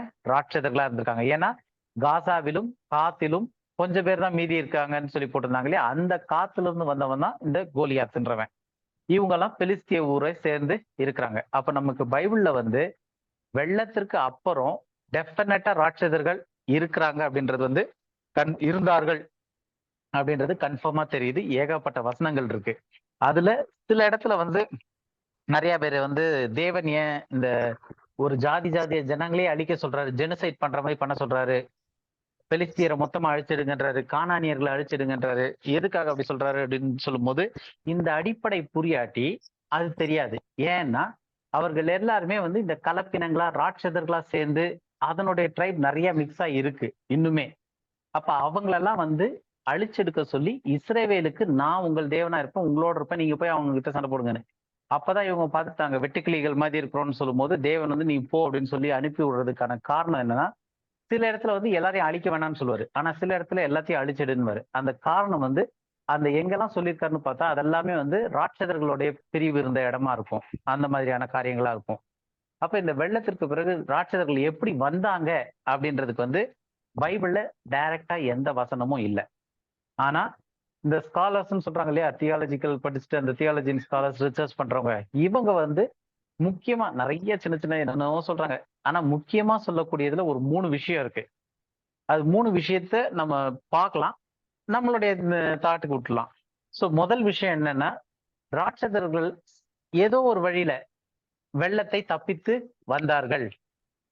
அவங்க வெள்ளத்துல வந்து தப்பிச்சு எப்படியோ இருந்து வந்துட்டாங்க அப்படின்னு சொல்லிட்டு அதுக்கு நிறைய பேர் சொல்றது வந்து, ஒண்ணு வெள்ளம் வந்து உலகளாவிய வெள்ளம் இல்ல, அது வந்து வெறும் அந்த இந்த பாபிலோனிய இடத்துல அந்த ஏரியாக்கு மட்டும்தான் வந்துருந்துச்சு, மொத்த வெள்ளம் கிடையாது, அதனால ராட்சதர்கள் வந்து அந்த பக்கம் தாண்டி வந்து இருந்து அதுக்கப்புறம் திரும்ப வந்துட்டாங்க அப்படின்னு ஒரு டீச்சிங் சொல்றாங்க. ஆனா அதுல என்ன பிரச்சனை அப்படின்னா, பைபிள் வந்து உலகளாவிய வெள்ளத்தை தான் சொல்லுது, உலகம் ஃபுல்லா தண்ணிக்குள்ள மூழ்கி இருந்துச்சு அப்படின்னு சொல்லிட்டு. ஒரு உயிராகிலும் மாம்சமான எல்லார் மேலும் வெள்ளம் வந்துச்சு, ஒரு உயிரும் தப்பி போகவில்லைன்னு இருக்கு. அப்ப இந்த ராட்சதர்களும் வந்து அந்த வசனத்தை பார்த்தோம்னா ஆதியாகமம் 6வது அதிகாரத்துல நாசியிலே சுவாசம் உள்ள ஒன்றாகிலும் தப்பி போகவில்லைன்னு இருக்கும். அப்ப எல்லா மூச்சுடக்கூடிய எல்லாமே வந்து அழிஞ்சுது அப்படின்னும் போது இந்த ராட்சதர்களும் அழிஞ்சாங்க அப்படின்றதுதான் அதுல அர்த்தமா இருக்கு. ரெண்டாவது, அப்படி சப்போஸ் ஒரு சின்ன குறிப்பிட்ட இடத்துக்கு தான் வந்து அந்த வெள்ளம் வருது அப்படின்னா, ஆண்டவர் வந்து நோவா கிட்ட நீ பேழையை கட்டுன்னு சொல்ல வேண்டியது இல்லை, நீ வந்து சைனா பக்கம் போயிருன்னு சொல்லியிருக்கலாம், நடைய கட்டுன்ட்டு. ஆனா அதை விட்டுட்டு அங்க பேழையை கட்டுன்னு சொல்லி அந்த பேழையில அவங்க 8 பேர் மாத்திரமே காப்பாற்றப்பட்டார்கள் அப்படின்னு சொல்லும் போது நிச்சயமா இவங்க வந்து இப்படி தப்பிச்சு வந்திருக்காங்க, இல்ல ஏதாவது புகையில இருந்து வாழ்ந்துட்டு வந்திருப்பாங்கன்னு. இன்னும் ஒருத்தர் வந்து ஒரு பெரிய ஸ்காலர் அவர் சொல்றாரு, இல்ல படகுனுடைய ஓரத்தை அப்படியே பிடிச்சி தொங்கிக்கிட்டே அவங்க எல்லாம் உயிர் வாழ்ந்துட்டு இருந்திருக்கலாம் அப்படின்னு சொல்லிட்டு. அப்ப வசனத்துல வந்து எல்லாரும் அழிஞ்சிருக்கிறாங்க அப்படின்னும் போது நிச்சயமா இந்த ஒரு பாயிண்ட் வந்து வேலிட் இல்லாம போகுது. ஆனா இதை நிறைய பேர் பிலீவ் பண்றாங்க, எப்படி ராட்சதர்கள் வந்திருப்பாங்க அப்படின்னும் போது. அடுத்தது இன்னொரு ஒரு பாயிண்ட் என்ன சொல்றாங்க அப்படின்னு பார்த்தோம்னா, தள்ளப்பட்ட தூதர்கள் வெள்ளத்திற்கு அப்புறம் மறுபடியும் திரும்ப வந்து, ஏன்னா அவங்கெல்லாம் வெள்ளத்துல அழியல, ஏன்னா மாம்சம் தான் அழிய முடியும், தேவ தூதர்கள் அழிய முடியாது, மரணம் கிடையாது. அவங்க மறுபடியும் வந்து மறுபடியும் இருந்த சந்ததியோட அவங்க மீண்டுமா இருந்து அவங்க எல்லாருமே என்ன பண்ணிருப்பாங்க, ராட்சதர்கள் மறுபடியும் வந்திருப்பாங்க அப்படின்ட்டு சொல்றாரு. அப்படி சொல்றதுல ஒரு பிரச்சனை இருக்கு. என்ன அப்படின்னு பார்த்தோம் அப்படின்னா, அப்ப நோவாவினுடைய வெள்ளத்துக்கு அர்த்தமே இல்லை ஃபர்ஸ்ட். ரெண்டாவது, தெளிவான வசனம் என்ன சொல்லுதுன்னா, தள்ளப்பட்ட தூதர்கள் தங்கள் ஸ்தானத்தை விட்டவர்கள், போன வாரம் கூட பார்த்தோம், அவங்கெல்லாம் டட்டாரஸ் அப்படின்ற இடத்துல, அந்த லோயஸ்ட் ஹேடிஸ் அப்படின்ற இடத்துல வந்து நியாய தீர்ப்புக்கென்று நித்திய சங்கிலியினாலே கட்டியிருக்கு, இருளின் சங்கிலியினாலே கட்டி அவங்களெல்லாம் நியாய தீர்ப்புக்கென்று வைத்திருக்கார், மகா நாளுக்காக வைத்திருக்காருன்னு இருக்கு. அப்ப அங்க சங்கிலியில கட்டி டட்டாரஸ்ல வச்சிருக்கும் போது அவங்க மறுபடியும் வந்து இந்த மாதிரி பண்ணிட்டு போனாங்க அப்படின்றதுல வந்து அவ்வளவா வந்து ஏற்றுக்கொள்ள முடியாத ஒரு காரியமா இருக்கு. இப்ப இதெல்லாமே வந்து வசனம் இல்லாதனால ஒவ்வொருத்தருடைய ஐடியாலஜி, இது அவங்க நிறைய ஸ்டடி பண்ணி வர்றத நம்ம புரிஞ்சுக்கிறதுக்காக சொல்றேன், எப்படி வந்திருக்க கூடும்ட்டுன்னு. கடைசி ஒரு வியூ இருக்கு, இந்த வியூவை வந்து எனக்கு ஓகேவா தோன்ற ஒரு வியூ, ஆனா நிறைய பேருக்கு வேற வியூ கூட தோணலாம். இது என்ன அப்படின்னு பார்த்தோம்னா, ராட்சதருடைய டிஎன்ஏ அது வந்து காம்னுடைய மனைவி மூலமா கேரி ஓவர் ஆயிருக்கும் அப்படின்ட்டு. ஏன் அப்படின்னு பார்த்தோம்னா வசனத்துல சொல்லுது காம் வந்து சபிக்கப்பட்டவனா இருப்பான் அப்படின்னு சொல்லிட்டு. காம் வந்து யாருன்னா இந்த கானா சபிக்கப்பட்டவனா இருப்பான் இருக்கு. அது வந்து காமுடைய மகன். கானாவுடைய பையன் தான் வந்து நிம்ரோது. அவன் வந்து ராட்சதனா இருந்தான் இருக்கு. தேவருக்கு முன்பாக மைட்டி வாரியர்னு இங்கிலீஷ்ல இருக்கும். அது வந்து கிபோர் அப்படின்ற வார்த்தையும் ஏறக்குறைய ஜெயண்ட்டுக்கு ஒத்த வார்த்தை தான் அது. அப்ப அவங்க எல்லாருமே வந்து ஜெயண்ட்ஸா இருந்திருக்காங்க. அப்ப தேவன் வந்து இந்த பேழையில உள்ள கொண்டு வரும்போது நோவா வந்து பர்ஃபெக்டா இருந்தான் இருக்கு. நோவால வந்து பிரச்சனை இருந்துச்சு, நோவாக்கோ இல்ல நோவானுடைய மனைவியிலயோ வந்து டிஎன்ஏ கரப்ட் ஆயிருந்துச்சுன்னா அவனுடைய 3 பிள்ளைங்களுமே கரப்ஷன் ஆயிருக்கும். அப்ப இயேசு கிறிஸ்து வரக்கூடிய அந்த பியூரான சந்ததி அதுவுமே கரப்ட் ஆயிருந்திருக்கும். அப்ப நோவாவினுடைய வெள்ளத்திற்கு காரணமே வந்து ஒரு கரப்ட் இல்லாத ஒரு டிஎன்ஏவை கொண்டு வரணும், அதன் மூலமா இயேசு கிறிஸ்து பிறக்கணும் அப்படின்றதுதான், மாம்சத்துல வெளிப்படணும் அப்படின்றதுக்கு. அப்ப அந்த டிஎன்ஏ கரப்ஷனை தடுக்கிறதுக்காக தான் இது பண்ணது. அப்ப நோவாவும் அவனுடைய மனைவியும் கரப்ட் ஆவல அப்படின்றது இதுல இருந்து தெரியுது. ஆனா காம பத்தி சொல்லும் போது கானா சபிக்கப்பட்டவனா இருப்பான் இருக்கு. கானாவுடைய பையன் வந்து நிம்ரோதா இருக்கான், அவன் ராட்சதனா இருக்கான். அப்படின்னா என்ன அர்த்தம்னா ஒரே ஒரு ஆப்ஷன் என்ன இருக்கு அப்படின்னா காம் கல்யாணம் பண்ண அந்த மனைவியினுடைய டிஎன்ஏல வந்து கரப்ஷன் வந்திருக்கலாம், ராட்சதனுடைய டிஎன்ஏ கரப்ஷன் வந்திருக்கலாம். ஒண்ணு. இது ஏன் திரும்ப நிறைய ப்ரூவ் பண்றாங்க இது ஓகேவா இருக்கும்னு சொல்றதுக்கான காரணம் வந்து டிஎன்ஏ வந்து அது வந்து இன்னும் கூடுதலா ரீஃபைன் ஆகி நல்லா கூடுதலான நிலைக்கு புதுப்பிச்சு ஹையர் ரேஞ்சுக்கு போகாது, அது அப்படியே குறைஞ்சுக்கிட்டே தான் வரும். அதனால்தான் வந்து டிஎன்ஏல பார்க்கும்போது அதற்கப்புறம் வந்த ராட்சதர்கள்னு சொல்லக்கூடியவங்க வந்து அவங்களுடைய ஹைட்டு குறைஞ்சுக்கிட்டே தான் வருது. அதாவது இந்த பாஷானுடைய ராஜாவுக்கு சொல்லும் போது 13 அடி 14 அடி கிட்ட சொல்லியிருக்கு. ஆனா கோலியாத்துக்கு சொல்லும் போது 9.5 to 10 அடிக்கு சொல்லுது. அப்ப அவங்களுடைய ஹைட்டு குறைஞ்சுக்கிட்டே தான் வருது, அவங்களுடைய இது அகலம் எல்லாமே வந்து. அப்ப அந்த ஹைபிரைட்ல இருந்த டிஎன்ஏ வந்து கண்டினியூ ஆயிருக்கு. ஆனா நாள்பட அது குறைஞ்சுக்கிட்டே வருது. அதை வந்து இஸ்ரவேலை வைத்து தேவன் வந்து அவர்களை அழிச்சுக்கிட்டே வராரு மொத்தமா. அப்போ திரும்பவும் வந்து தேவ தூதர்கள் மறுபடியும் வந்து மனுஷகுமாரத்திகளோட சேர்ந்து இருக்கிறதுக்கு வாய்ப்பு கிடையாது. ஆனா எப்படி ராட்சதர்கள் வெள்ளத்திற்கு அப்புறமும் வந்திருக்க கூடும் அப்படின்னா இந்த காம் சபிக்கப்பட்டவன் சொல்லுவாரு. கானாவும் சபிக்கப்பட்டவனா இருப்பான், அவனுடைய வம்சத்துல இருந்தும்.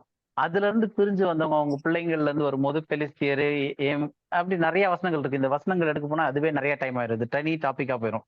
அதனால நம்ம வந்து ஜஸ்ட் இதெல்லாம் ஆப்ஷன்ஸ் இருக்கு, இதன் மூலமாக ராட்சதர்கள் மறுபடியும் வந்திருக்கிறாங்க அப்படின்றது தெரியுது. இது புரியுதா? கிளியரா இருக்கா? அடுத்த பாயிண்ட் போலாமா? ஏன்னா இதெல்லாம் வந்து ஒரு தெளிவான வசனம் இல்லாதனால இப்படி எல்லாம் இருக்கலாம்னு சொல்லிட்டு இதெல்லாம் ஐடியாலஜி, யாருக்கு எது ஓகேயா இருக்கோ அதை எடுக்கிறாங்க. என்னை பொறுத்த வரைக்கும் இந்த காம்னுடைய மனைவி சைட்ல இருந்து அந்த ஹைபிரிடைசேஷன் வந்திருக்கலாம் அப்படின்னு சொல்லிட்டு என்னுடைய தாட். அது நிறைய பேர் வேற விதமா கூட சொல்றாங்க. ஆனா நிச்சயமா தேவ தூதர்கள் மறுபடியும் அப்ப வந்திருக்கிறதுக்கு வாய்ப்பு இல்லைன்னு தோணுது. ஏன்னா அவங்க வந்து டெட்ராரஸ்ல அடைக்கப்பட்டிருக்காங்க இப்போதைக்கு, அந்த ஒரு காரியம் இருக்கிறனால அப்படி சொல்றேன். அடுத்த பாயிண்ட் போலாமா? இல்ல ஏதாவது கேள்வி இருக்கா? பிரதர் சொல்லுங்க நீங்க கேளுங்க. The fallen angels were immediately put into prison, Tartarus, the moment they left their estate. And they mingled with the 120 years. God left the fallen angels to whatever. ஆமா. And after the 120 years அப்புறம் தான் அவங்க வந்து சிலையில அதுக்கு கரெக்டான verse கிடையாது. அதனாலதான் there are difference of அந்த இது வருது. ஏன்னா நமக்கு அதுக்கு இப்படி போட்டாருன்றதுக்கு வசனம் கிடையாது கரெக்டா. அதாவது அந்த வெள்ளத்தோட எடுத்து போட்டுட்டாரு அப்படின்னு சொல்லிட்டு, வெள்ளத்தோட நம்ம என்ன பெர்ஸ்பெக்டிவ்ல பாக்குறோம்னா, இப்ப வெள்ளத்தோட அவர்களை சிறையில அடைக்கல அப்படின்னும் போது, அடைக்காம இருந்தாருன்னா அப்ப வெள்ளம் வர வேண்டிய அவசியமே கிடையாது. மறுபடியும் அவங்க சுத்திக்கிட்டே தான் இருக்கிறாங்க அப்படின்னா, அப்ப நோவை வந்து காப்பாத்தி எடுத்துட்டு வந்துட்டு மறுபடியும் அதே தள்ளப்பட்ட தூதர்கள் வந்து செய்யறாங்க அப்படின்னும் போது, அங்க வந்து இப்ப ஏற்கனவே கரப்ட் ஆனதை காட் இஸ் ரிஃபைனிங், எல்லாத்தையும் அழிச்சாரு. அதுக்கப்புறம் வந்து அந்த டிஎன்ஏல இருந்து வரக்கூடிய அந்த ஹைபிரிட்ஸையும் வந்து நேஷன் ஆஃப் இஸ்ரேலை வச்சு அவங்கள டோட்டலா வைப் அவுட் பண்ணிக்கிட்டே வராரு கிராஜுவலா. மறுபடியும் வந்து இந்த ஃபர்ஸ்ட் சோர்ஸ்ல இருந்தே வர்ற மாதிரி இருக்கிறதுக்கு வாய்ப்பு இருக்காதுன்றனாலதான் திஸ் ஆர் ஆல், அதாவது கரெக்டா அந்த வசனமே அப்படின்ட்டு இல்லாதனால நம்ம we are speculating on it. என்ன இந்த பெர்ஸ்பெக்டிவ்ல இருக்கலாம், இது பிளஸ் இது மைனஸ் அப்படின்னு சொல்லிட்டு நம்ம ஸ்பெகுலேட் பண்றோம். அதனாலதான் இதெல்லாம் வந்து ரெகுலர் டாபிக்ல எடுக்கிறது இல்லை. நம்ம இப்ப இந்த பைபிள் ஸ்டடியில் நம்ம போறனால இந்த வியூஸையும் நான் ப்ரெசென்ட் பண்ணிடுறேன். ஸோ டிபெண்ட்ஸ் ஆன் நம்ம எப்படி பார்க்குறோம் அப்படின்றத பொறுத்து இந்த காரியங்கள். பட் கிளியரா இருக்கிறது என்னன்னா, தேர் வேர் ஜெயின்ஸ், ராட்சதர்கள் are hybrids after the flood and God wipe them continuously through the nation of Israel. அவங்கள வச்சு அதுல கடைசியா இருக்கிறது கோலியாத். வி சி தட் அந்த மாதிரி. Okay sir. யா கார்த்திகை, நீங்க ஏதோ கேட்டீங்களே சார். இப்ப ஆண்டவர் வந்து அவங்க எல்லாத்தையும் வெள்ளத்துல அழிச்சதுக்கு மெயின் ரீசனே வந்து அந்த டிஎன்ஏ கரப்ட்னாலதான். ம் அப்போ இப்ப காமின் மனைவி மூலமா அது கண்டினியூ ஆச்சு அப்படின்னா, ம். அப்ப ஏன் அவங்கள மட்டும் ஆண்டவர் வந்து அழிக்காம விட்டாரு? மொத்தமா எல்லாத்தையும் கரப்டான டிஎன்ஏ எல்லாத்தையும் அழிச்சிருக்கலாம்ல. கரெக்டான எல்லாத்தையும் வச்சிருக்கலாம். நோவாவை ஒரு பையனை மட்டும் விட்டுட்டு வர சொல்லிருக்கலாம். But God had a plan, இஸ்ரேலை வச்சு அழிக்கணும்ன்றது. ஃபர்ஸ்ட் இது வந்து அவரு டோட்டலா மாம்சமா. ரெண்டாவது ஒரு விஷயம் பாத்தீங்கன்னா, த மெயின் டிஃபரன்ஸ் என்ன அப்படின்னா, நோவாவின் காலத்துல வந்து the hybridization not only with humans. தள்ளப்பட்ட தூதர்கள் வந்து மாம்சமான எல்லாவற்றையும், நாட்டு மிருகங்கள், காட்டு மிருகங்கள், ஊரும் பிராணிகள் எல்லாத்தையும் வந்து தே கரப்டட். அப்ப DNA manipulation at the level of animals. புரியுதா உங்களுக்கு? மிருகங்கள் வரைக்கும் அதனுடைய மாம்சத்தை கரெக்ட் பண்ணப்பட்டிருந்துச்சு because of the fallen angels. ஆனா நோவாவினுடைய வெள்ளத்துக்கு அப்புறம் it is not with the animals. ஏன்னா இப்ப நிறைய இந்த மித்தாலஜில எல்லாம் பார்த்தோம்னா, யானை தலை மனுஷ உடம்பு, குதிரை உடம்பு மனுஷன் தலை, பீனிக்ஸ், இந்த மாதிரி கான்செப்ட்ஸ் எல்லாம் வந்து நோவாவினுடைய வெள்ளத்துக்கு அப்புறம் கிடையாது. நோவாவினுடைய வெள்ளத்துக்கு அப்புறம் என்னன்னா, the human form of hybrids மட்டும் தான் இருந்துச்சே தவிர not with the hybrids of animals எல்லாம். ஏன்னா அனிமல்ஸ் எல்லாமே அழிஞ்சிருச்சு, அந்த இதெல்லாம் வைப்ட் அவுட் ஆயிருச்சு டோட்டலா. திரும்பவும் வந்து ஏஞ்சல்ஸ் வந்து மறுபடியும் இந்த ஃபாலன் ஏஞ்சல்ஸ் வந்து மறுபடியும் they did not corrupt it. அவங்க பண்ணல அந்த இதை. அப்போ இந்த ஒரு ஹைபிரைட் வந்து வரும்போது நோவாவினுடைய வெள்ளத்துக்கு அப்புறம் உள்ள டிஃபரன்ஸ் என்னன்னு பார்த்தோம், it is to deal with only the human hybridisation, not with animal hybridisation. Okay okay. அதுலயும் கரெக்ட் ஆகாத பறவைகள் மிருகங்களை மட்டும்தான் அவர் வந்து அனுமதிச்சிருக்காரு. 7 ஜோடியும் ஒரு ஜோடியும் நல்ல மிருகம், அசுத்த மிருகம், சுத்த மிருகம்னு வரும். ஸோ அதெல்லாமே வந்து it is from the God side. ஆனா டெஃபினட்டா வந்து வேற கரப்டான இதுல வரல. ஏன்னா ஆண்டவர் சொல்லும் போது அதனது தன் இனத்தின்படி 2 ஜோடம் அந்த மாதிரி தான் இனத்தினத்தோட சேர்த்துதான் அந்த பிழையில ஏத்துறாரு. Not as an hybrid. அந்த இதுல ஒரு கலப்பினமா அதுல ஏத்தல பிழையில, அதனோட ஜோடோட கூட ஏத்துறாங்க அப்படின்ட்டு தான் வருது பிழையில. அதனால அனிமல் ஹைபிரிட் வந்து அதுக்கப்புறம் கிடையாது. இந்த ஹியூமன் ஹைபிரிட்ஸை வந்து God vibrate through the nation of Israel. அவங்கள வச்சு கொஞ்சமா கொஞ்சமா அந்த ப்ராசஸோட அழிச்சுட்டு வர்றாரு. ஓகேவா? ஓகே. இப்ப அடுத்தது பார்த்தோம் அப்படின்னா, இப்ப இவ்வளவு நேரம் பார்த்தாச்சு, ஆண்டவர் எல்லாத்தையும் வைப் பண்ணார், வச்சார், எல்லாம் இதாச்சு. இந்த ராட்சதர்கள் இல்லைன்னா இப்படி சொல்லக்கூடிய கலப்பினங்கள் மறுபடியும் வருவாங்களா? நான் I am talking about the future. மீண்டுமா இதே மாதிரி வருவாங்களா அப்படின்னு கேட்கிறேன். வருவாங்க, கண்டிப்பா வருவாங்க. சோ கண்டிப்பா வருவாங்க அப்படின்னும் போது ஃபர்ஸ்ட் விஷயம் எப்படி நமக்கு தெரியும் வருவாங்கன்ட்டுன்னு அப்படின்னு பார்த்தோம்னா, இயேசு கிறிஸ்துவே முன்னறிவிச்சிருக்காரு. ஆண்டவராகிய இயேசு கிறிஸ்துவே முன்னறிவிச்சிருக்காரு. 2 வசனம் படிச்சிடலாம். இதேதான், ஒரு வசனம் படிக்கலாம், அதே தான் இன்னொரு இதுலயும் இருக்கும். மத்தேயு 24:37-39. நோவாவின் காலத்தில் எப்படி நடந்ததோ அப்படியே மனுஷகுமாரன் வரும் காலத்திலும் நடக்கும். எப்படி எனில், ஜலப்பிரளயத்துக்கு முன்னான காலத்திலே நோவா பேழைக்குள் பிரவேசிக்கும் நாள் வரைக்கும் ஜனங்கள் புசித்தும் குடித்தும் பெண் கொண்டும் பெண் கொடுத்தும் ஜலப்பிரளயம் வந்து அனைவரையும் வாரி கொண்டு போகும் மட்டும் உணராதிருந்தார்கள். அப்படியே மனுஷகுமாரன் வருங்காலத்திலும் நடக்கும்.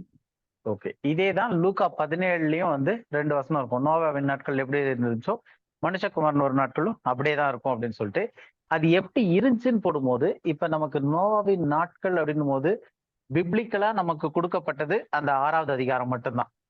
ஆனா அதே வந்து தள்ளுபடி ஆகமங்கள்னு சொல்லி, ஆனா பைபிள்ல அதுக்கு ரெஃபரன்ஸ் போட்டிருப்பாங்க.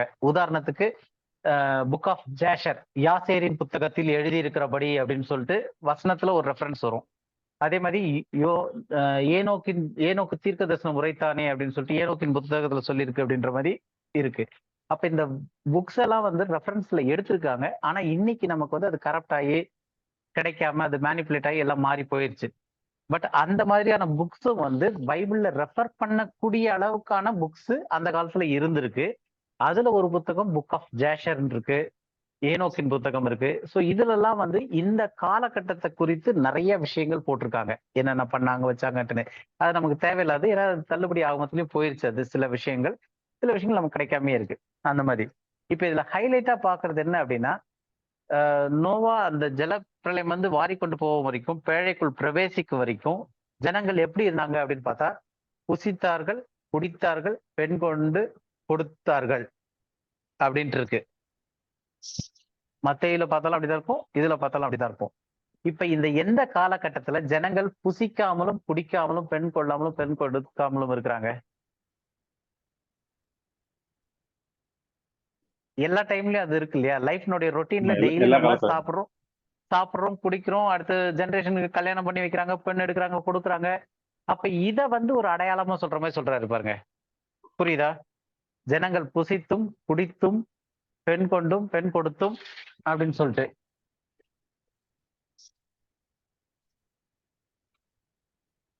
புரியுது இல்லையா? சோ அப்போ ஆமா இது சார். எப்படி போட்டிருக்காரு அப்படின்னு பார்த்தா, ஜலப்பிரளயத்திற்கு முன்னான காலத்திலே நோவா பேழைக்குள் பிரவேசிக்கும் நாள் வரைக்கும். அப்ப இது வந்து ஜென்ரலானதை சொல்லல, ஒரு டைம் பீரியட் கொடுத்து சொல்றாரு.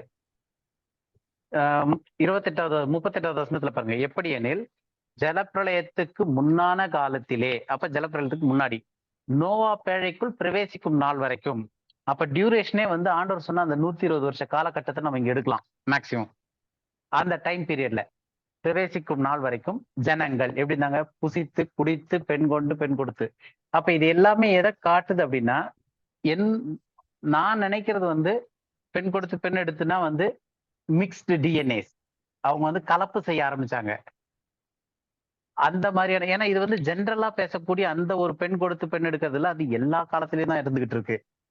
அப்ப இங்க ஸ்பெசிபிக்கா சொல்றது வந்து நோவா வெள்ளத்துக்கு வர்றதுக்கு முன்னாடியும் பேழைக்குள் பிரவேசிக்கும் நாள் வரைக்கும். அப்ப என்ன ஆச்சு அப்படின்னா, மாம்சமான யாவும் கரெக்டா இருந்துச்சு. தேவ தூதர்கள் மனுஷ குமார்த்திகளோடு பெண்களை கொண்டார்கள், எடுத்தாங்க அப்படின்ட்டு இருக்கு. ஸோ அந்த மாதிரியான ஒரு கிராஸ் ஹைபிரிடைசேஷன் வர்றதுக்கு ஒரு அடையாளமா சொன்ன மாதிரி இருக்கு.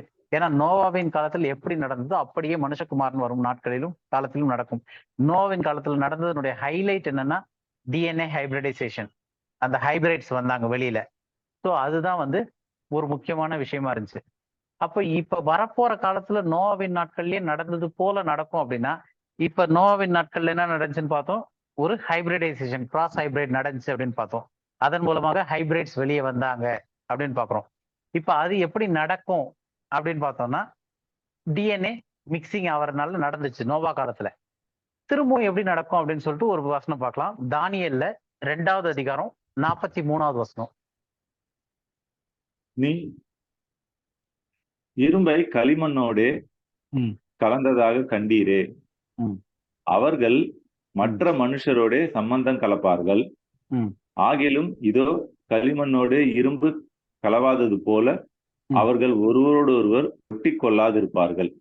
ஓகே, தமிழ்ல வந்து நமக்கு டிரான்ஸ்லேஷன் வந்து கரெக்டா இல்ல. ஏன் அப்படின்னா, நீர் இரும்பையும் களிமண்ணோட கலந்ததாக கண்டீரே, அவர்கள் அப்படின்னு ஃபர்ஸ்ட் ஆஃப் ஆல் போட்டிருக்கு. அவர்கள் மற்ற மனுஷரோட சம்பந்தம் கலப்பார்கள் அப்படின்னும் போது யாரோ ஒருத்தர்கள் மற்ற மனுஷங்களோட, அப்போ மற்ற மனுஷங்களோட சம்பந்தம் கலப்பார்கள் போது அதனுடைய டெப்த் புரிய மாட்டேங்குது. இப்ப அதே இங்கிலீஷ்லயோ மற்ற லாங்குவேஜ்ல இருக்கிறதுலயோ கிரீக்லயோ எல்லாத்துலயுமே பார்த்தோம்னா எப்படி இருக்கு அப்படின்னா, they shall mingle themselves with the seed of men. தே அப்படின்னும் போது அது அவர்களும் சொல்லலாம், அவைகள்னு சொல்லலாம். அப்ப சொல்லும் போது அவைகள் மனுஷரோட, மற்றன்ற வரக்கூடாது. மற்ற மனுஷர்னா இப்ப எல்லாருமே மனுஷருங்க இருக்காங்க. அதுல சில மனுஷர் மற்ற மனுஷரோட சம்பந்தம் கலக்கிற மாதிரி ஒரு அர்த்தம் வந்தது. அந்த மற்றன்ற வார்த்தை நம்ம தமிழ் பைபிள்ல மட்டும் தான் சேர்க்கப்பட்டிருக்கே தவிர மற்ற எந்த இதுலயும் இல்லை. அப்போ மற்ற மனுஷரோடன்றது இல்ல, மனுஷருடைய வித்தோட சீடு. அப்ப இங்கிலீஷ்ல பார்த்தோம் அப்படின்னா they shall mingle themselves with the seed of men. மனிதருடைய சீடோட கூட அந்த கலப்பார்கள் இருக்கிறதுக்கு வந்து ஏறக்குறைய அந்த இனப்பெருக்கத்திற்கான அந்த மாதிரியான ஒரு வார்த்தை பயன்படுத்தப்பட்டிருக்கு. அப்ப அந்த ஒரு தமிழ்ல வந்து அதை கரெக்டா ஒரு சம்பந்தம் கலப்பார்கள் அப்படின்னு போட்டிருக்கு. சம்பந்தம் கலப்பார்கள்னா மேரேஜ்ல எடுக்கிற மாதிரி அந்த ரிலேஷன்ஷிப்ல போற மாதிரியான ஒரு வார்த்தை பயன்படுத்தப்பட்டது. அப்ப தேன்றது மனிதர்கள் கிடையாது அப்படின்றது புரியதுக்கான காரணம், அவர்கள் இல்லாட்டி அவைகள் மனிதர்களோட சம்பந்தம் கலப்பார்கள், மற்றன்ற வார்த்தை சேர்க்கப்பட்டிருக்கு. அப்ப மற்றன்ற வார்த்தை கிடையாது. படிக்க போனா எப்படி வரணும், அவைகள் மனிதரோட சம்பந்தம் கலப்பார்கள், இல்லாட்டி சம்பந்தம் கலக்கப்படும். இங்கிலீஷ்ல கரெக்டா இருக்கு, they shall mingle themselves. அவர்கள் அவங்களே கலந்துக்குவாங்க with the seed of men. மனிதர்களோட வித்தோட கூட அவர்களுடைய வித்தை கலப்பார்கள் அப்படின்னு இருக்கு. ஆனாலும் அது சேர்ந்திருக்காது. எப்படி இரும்பும் களிமண்ணும் சேர்ந்து இருக்காதோ அந்த மாதிரி அவர்கள் ஒருவரோடு ஒட்டாதிருப்பார்கள் அப்படின்ட்டு தானியல்ல தீர்க்க தரிசனத்துல சொல்லும் போது, அந்த நேபுகாத்நேச்சர் கனவுல சொல்லும் போது, அந்த சிலைக்கு சொல்லும் போது சொல்லக்கூடியதுல வந்து முக்கியமான வார்த்தை they shall mingle themselves with the seed of men. அவர்கள் மற்றவரோட சம்பந்தம் கலப்பார்கள், இல்லாட்டி மற்ற மனிதரோடன்றது மற்றவர்கள் மனிதரோட சம்பந்தம் கலப்பார்கள். அப்ப மனிதரோட சம்பந்தம் கலக்குறாங்கன்னா கலக்கிறவங்க மனிதர் கிடையாது அப்படின்றது புரியுதா இது உங்களுக்கு? ஏன்னா தமிழ்ல படிக்கும்போது அந்த மற்ற மனிதரோட அப்படின் போது அதனுடைய ஆழமே போயிடும். அவர்கள் மற்ற மனிதரோட சம்பந்தம் கலப்பார்கள்ட்டுன்னு சொல்லுங்க கார்த்திகேயன். கொஞ்சம் எக்ஸ்பிளைன் பண்ணுங்க சார் மறுபடியும். இந்த பட் தேஷெல்லாம் கிளீவ்னு இருக்குல்ல, அந்த செகண்ட் வரதே வந்து அவர்களா அவைகளா? எந்த இதுல சொல்றீங்க? ஃபர்ஸ்ட் டே வந்து அவைகள் நீங்கல்ல, அதுக்கு அடுத்தது பட் தேஷெல்லாம் கிளீவ்னு இருக்குல்ல, அந்த டே வந்து அவைகளா? அதாவது அவைகள் அவர்கள்னு சொன்னாலும் அது என்னன்றது நமக்கு தெரியாது. ஆனா அந்த தே வந்து நிச்சயமா மனிதர்களை குறிக்கலன்றது மட்டும் கன்ஃபார்மா தெரியுது. இப்ப ராட்சதர்கள்ன்றத வந்து நம்ம அவர்கள்னு சொல்லலாம், அவைகள்னு சொல்லலாம். ஏன்னா அது வந்து உயிரினமே தவிர அது மனிதர்களா அப்படின்னு கேட்டா கிடையாது, ஹைபிரிட்ஸ் அது. புரியுதா உங்களுக்கு? அப்ப அந்த தேன்னு சொல்லக்கூடியது மனிதனுடைய அதுகளோ அவர்களோ அவைகளோ ஏதோ ஒண்ணு, அதுகளோ அவைகளோ ஏதோ ஒண்ணு தங்களை வந்து மனிதர்களுடைய வித்தோட கூட கலக்க பாக்குது. But they shall not cling to one another. அவைகள் அதோட ஒன்னா ஒட்டி இருக்க போறது கிடையாது. எப்படி இரும்பு களிமண்ணு ஒன்னா ஒட்டாம இருக்கோ அந்த மாதிரி அவர்கள் வந்து ஒட்டு இல்லாமல் இருப்பார்கள். ஆனா கலக்க சம்பந்தம் கலக்க முயற்சிப்பார்கள் அப்படின்றதுதான் இந்த வசனத்தினுடைய அர்த்தம். புரியுது உங்களுக்கு? அப்ப கன்ஃபார்மா என்னன்னா இங்க வர்ற கீவேர்டே வந்து தேன்ற வார்த்தையும் அவங்க வந்து சீட் ஆஃப் மென்னோட கலப்பாங்க. அப்ப சீட் ஆஃப் மென்னா மனுஷ குலத்துல இருக்க எல்லாருமே வந்து they are the seed of men. மனுஷனா இருக்கிறவங்க சீட் ஆஃப் மென் தான். அப்போ மனுஷனா இருக்கிறவங்களோட அவங்களோ இல்ல அதுகளோ அவைகளோ கலக்க போகுது, கலக்க முயற்சிக்குதுங்க.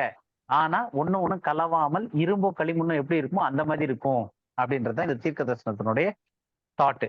அப்ப இந்த தே யாரு அப்படின்னும் போது நிச்சயமா அது மனிதர்கள் இல்லைன்றது வரைக்கும் கன்ஃபார்மா தெரியுது. ஏன்னா அந்த தே வந்து மனிதர்களுடைய வித்தோட தான் கலக்க முயற்சிக்குது. அது வந்து இரும்பும் களிமண்ணும் மாதிரி இருக்கு அப்படின்றது தீர்க்க தரிசனத்துல தெரியுது அந்த தானியல்ல இருந்து படிக்கும் போது. ஓகேவா? சோ இப்ப அடுத்த கேள்வி, இது எப்ப நடக்க போகுது?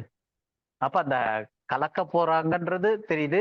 இயேசு கிறிஸ்து சொல்றாரு நோவாவின் காலத்துல எப்படி நடந்ததோ அப்படியே மனுஷகுமாரனுடைய காலத்துல நடக்கும் இருக்கு. நோவாவின் காலத்துல என்ன நடந்துச்சுன்றதனுடைய ஹைலைட்ஸை ஏற்கனவே நம்ம பார்த்துக்கிட்டு வந்துட்டோம். அப்ப மனுஷகுமாரன்றது வந்து இயேசு கிறிஸ்துனுடைய வரும் காலம், செகண்ட் கம்மிங், அப்ப அப்படி நடக்கும் அப்படின்றாரு. அப்போ ஒரு விஷயம் நம்ம இப்ப பார்த்த மத்தேயுல பார்த்த வசனமா இருக்கட்டும், இயேசு கிறிஸ்து சொன்னதுலயே அவர் டைம் ஃப்ரேம் சொல்லிடுறாரு. இதுலயும் தானியல்லையும் அதே விஷயம் சொல்றாரு, இயேசு கிறிஸ்துனுடைய 2ஆம் வருகைக்கு முன்னாடி அது நடக்கும் அப்படின்னு சொல்லிட்டு. அதுக்கு அடுத்த வசனம் படிங்க, 44வது வசனம், தானியல் 2:44. அந்த ராஜாக்களின் நாட்களிலே பரலோகத்தின் தேவன் என்றென்றைக்கும் அழியாத ஒரு ராஜ்யத்தை எழும்ப பண்ணுவார். அந்த ராஜ்யம் வேறே ஜனத்துக்கு விடப்படுவதில்லை. அந்த ராஜ்யம் வேறே ஜனத்திற்கு விடப்படுவதில்லை அப்படின்றாரு. போதும், இவ்வளவு போதும்.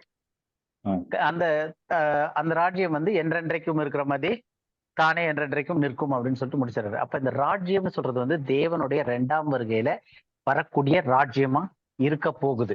செகண்ட் கம்மிங்ல தேவனுடைய ராஜ்யம்ன்றது 1000 வருஷ அரசாட்சி. அப்ப அந்த 1000 வருஷ அரசாட்சி தேவனுடைய ராஜ்யம் செகண்ட் கம்மிங்ல ஆரம்பிக்க போறது எப்ப நடக்கும் அப்படின்னா, நோவாவின் நாட்களில் இருந்தது போல மனுஷகுமாரனுடைய நாட்களிலும் இருக்கும்னு சொன்ன மாதிரியே இங்க தானியேல் என்ன சொல்றாருன்னா, அந்த ராஜாக்களின் நாட்களிலே, அப்ப எந்த ராஜாக்களின் நாட்கள்னா இந்த இரும்பும் களிமண்ணும் சேரக்கூடிய அந்த காலகட்டம், அந்த கிங்டம் மாதிரி பண்றாங்களே அந்த ராஜ்ய காலத்துல பரலோகத்தின் தேவன் என்றென்றைக்கும் அழியாத ஒரு ராஜ்யத்தை எழும்ப பண்ணுவார். ரைட்.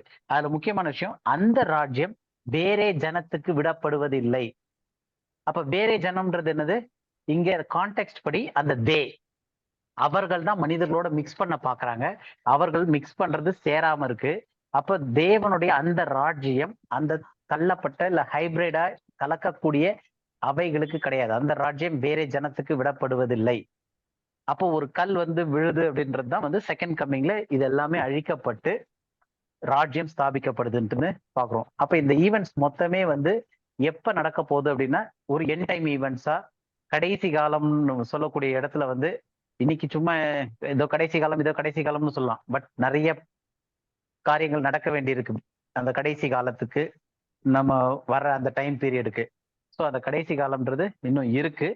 ஆனா அந்த நாட்கள்ல நோவாவின் நாட்கள்ல நடந்தது போலவே இருக்கும். அதுல முக்கியமானது அவர்கள் மனிதர்களோடு கலக்க முயற்சிப்பார்கள். அது கலவாமல் இருக்கும்.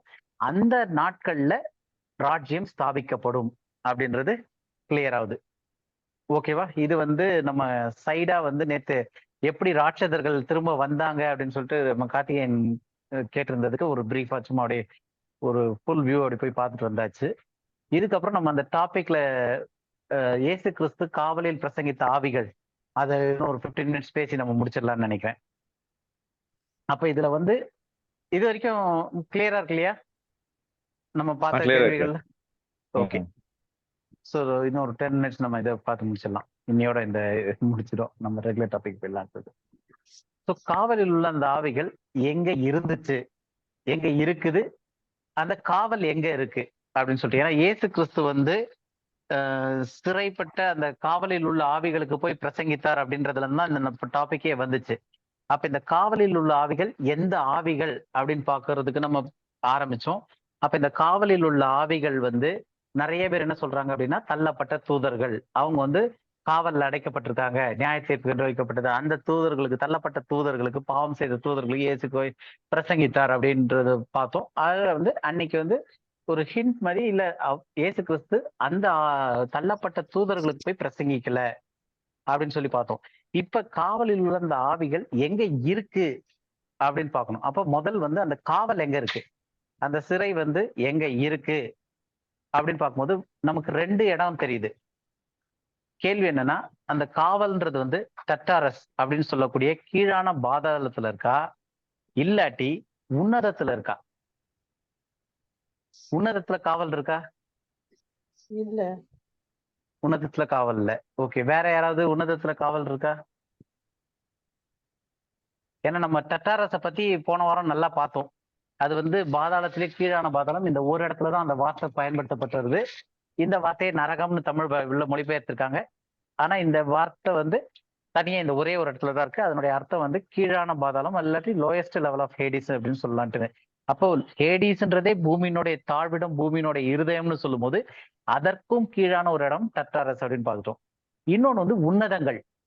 அப்போ சிறை அப்படின்னு சொல்லும் போது கேள்வி என்னன்னா, டட்டாரஸ்ல மட்டும்தான் சிறை இருக்கா, இல்ல உன்னதத்திலயும் சிறை இருக்கா? யாராவது ஐடியா? இருக்கு சார். உன்னதத்திலயும் சிறை இருக்கு. ஓகே, சரி. எப்படி உன்னதத்துல சிறை இருக்கு அப்படின்னு பார்க்கலாம். இப்ப நோவாவின் காலத்துல சிறைப்பட்டவர்கள் அப்படின்னும் போது 2 சிறைகள் உண்டு. 2 விதமான சிறைகள், 2 இடத்துல இருக்கக்கூடிய சிறைகள் இருக்கு. சோ முதல் சிறை நம்ம ஏற்கனவே பார்த்தோம். என்ன பார்த்தோம் அப்படின்னா, டட்டாரஸ் அப்படின்ற இடத்துல வந்து மனிதர்கள் மரித்தவங்க இருக்கக்கூடிய அந்த இடமாகிய ஹேடிஸ் அப்படின்னு சொல்றதற்கும் கீழான ஒரு பாதாளம் அப்படின்னு பார்த்தோம். அது வந்து ஏற்கனவே பார்த்தோம். யார் அங்க இருக்கிறது அப்படின்னு பார்த்தோம்னா, வசனம் நம்ம போன வாரமே படிச்சோம். யூதாலையும் படிச்சோம், 2 பேதுருலையும் படிச்சோம். 2 பேதுருல தான் அந்த 2 பேதுரு 2:4 தான் வந்து அந்த வார்த்தை கொடுக்கப்பட்டிருக்கு. அந்த வசனத்தை இன்னும் ஒரு தடவை படிச்சிடலாம். 2 பேதுரு 2ஆம் அதிகாரம் 4வது வசனம்.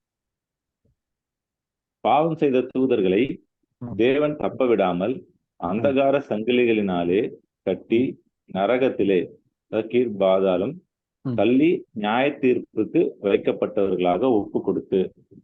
அப்போ பாவம் செய்த தூதர்கள்னும் போது எப்ப பாவம் செய்தார்கள்? நோவாவின் காலத்துல. அதேதான் நம்ம யூதாலையும் 6வது வசனத்திலயும் நம்ம படிச்சோம்.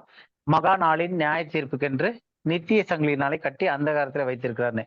அப்ப இவங்க இந்த தள்ளப்பட்ட தூதர்கள், பாவம் செய்த தூதர்கள், தங்கள் ஸ்தானத்தை இழந்த தூதர்கள் எங்க இருக்கிறாங்கன்னா, இருளின் சங்கிலியினால கட்டப்பட்டு கீழான பாதாளத்திலும் கீழா இருக்கக்கூடிய அந்த டட்டாரஸ்னு சொல்லப்படக்கூடிய அந்த லோயர் லெவல் ஆஃப் ஹேடிஸ்ல இருக்கிறாங்களே தவிர இவங்க உன்னதத்துல இல்ல.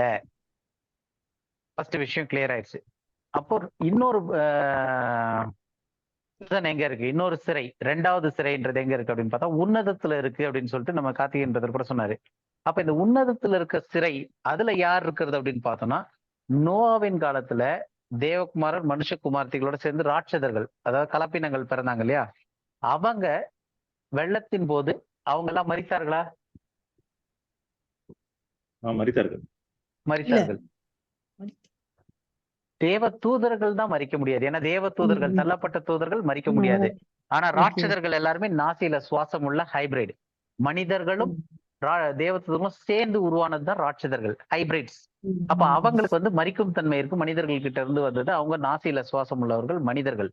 அவங்க வந்து உருமாற முடியாது. தேவ தூதர்கள் எந்த உருவம் வேணா மனித உருவம் எடுக்கலாம். ஆனா ராட்சதர்கள் என்ன உருவுல அவங்க பிறக்கிறாங்களோ அதே உருவுல தான் இருக்க முடியும். அவங்க வந்து ஹைபிரிட்ஸ். அவங்க வந்து ஏஞ்சலிக் பீயிங்ஸ் கிடையாது. அப்ப அவங்களுக்கு மரணம் இருக்கு. அப்ப நோவாவின் காலத்துல வெள்ளத்தின் போது அந்த ராட்சதர்கள் மரித்தார்கள் எல்லாருமே. அப்ப அவங்க மரித்தாங்க அப்படின்னும் போது அது வரைக்கும் அவங்க உயிரோடு இருக்கிறாங்க. உயிரோடு இருக்கிறாங்கன்னா அவங்களுக்கு ஒரு ஆவி இருக்கு. அந்த ஆவி தேவனிடத்துல இருந்து வந்தது கிடையாது. புரியுது உங்களுக்கு? அப்ப மனிதனுடைய ஆவி வந்து தேவனிடத்துல இருந்து வருது. மனிதன் மரிக்கும் போது ஆவி தன்னை தந்த தேவனிடத்திற்கு திரும்பி போயிருது. ஆனா இந்த ராட்சதர்களுடைய ஆவி தேவனிடத்துல இருந்து வந்தவை கிடையாது. ஹைபிரைட்ஸ்னுடைய ஆவி தேவனிடத்துல இருந்து வர்றது கிடையாது. அது வந்து தள்ளப்பட்ட தூதர்கள் பிசாசின் வல்லமையோடு கூட அந்த ஆவிகள் உருவாக்கப்படுது. எப்படி தெரியும் அப்படின்னு பார்த்தோம்னா, இதுல இருக்க ஒரு வசனம் படிங்க யாராவது. வெளிப்படுத்தினல்ல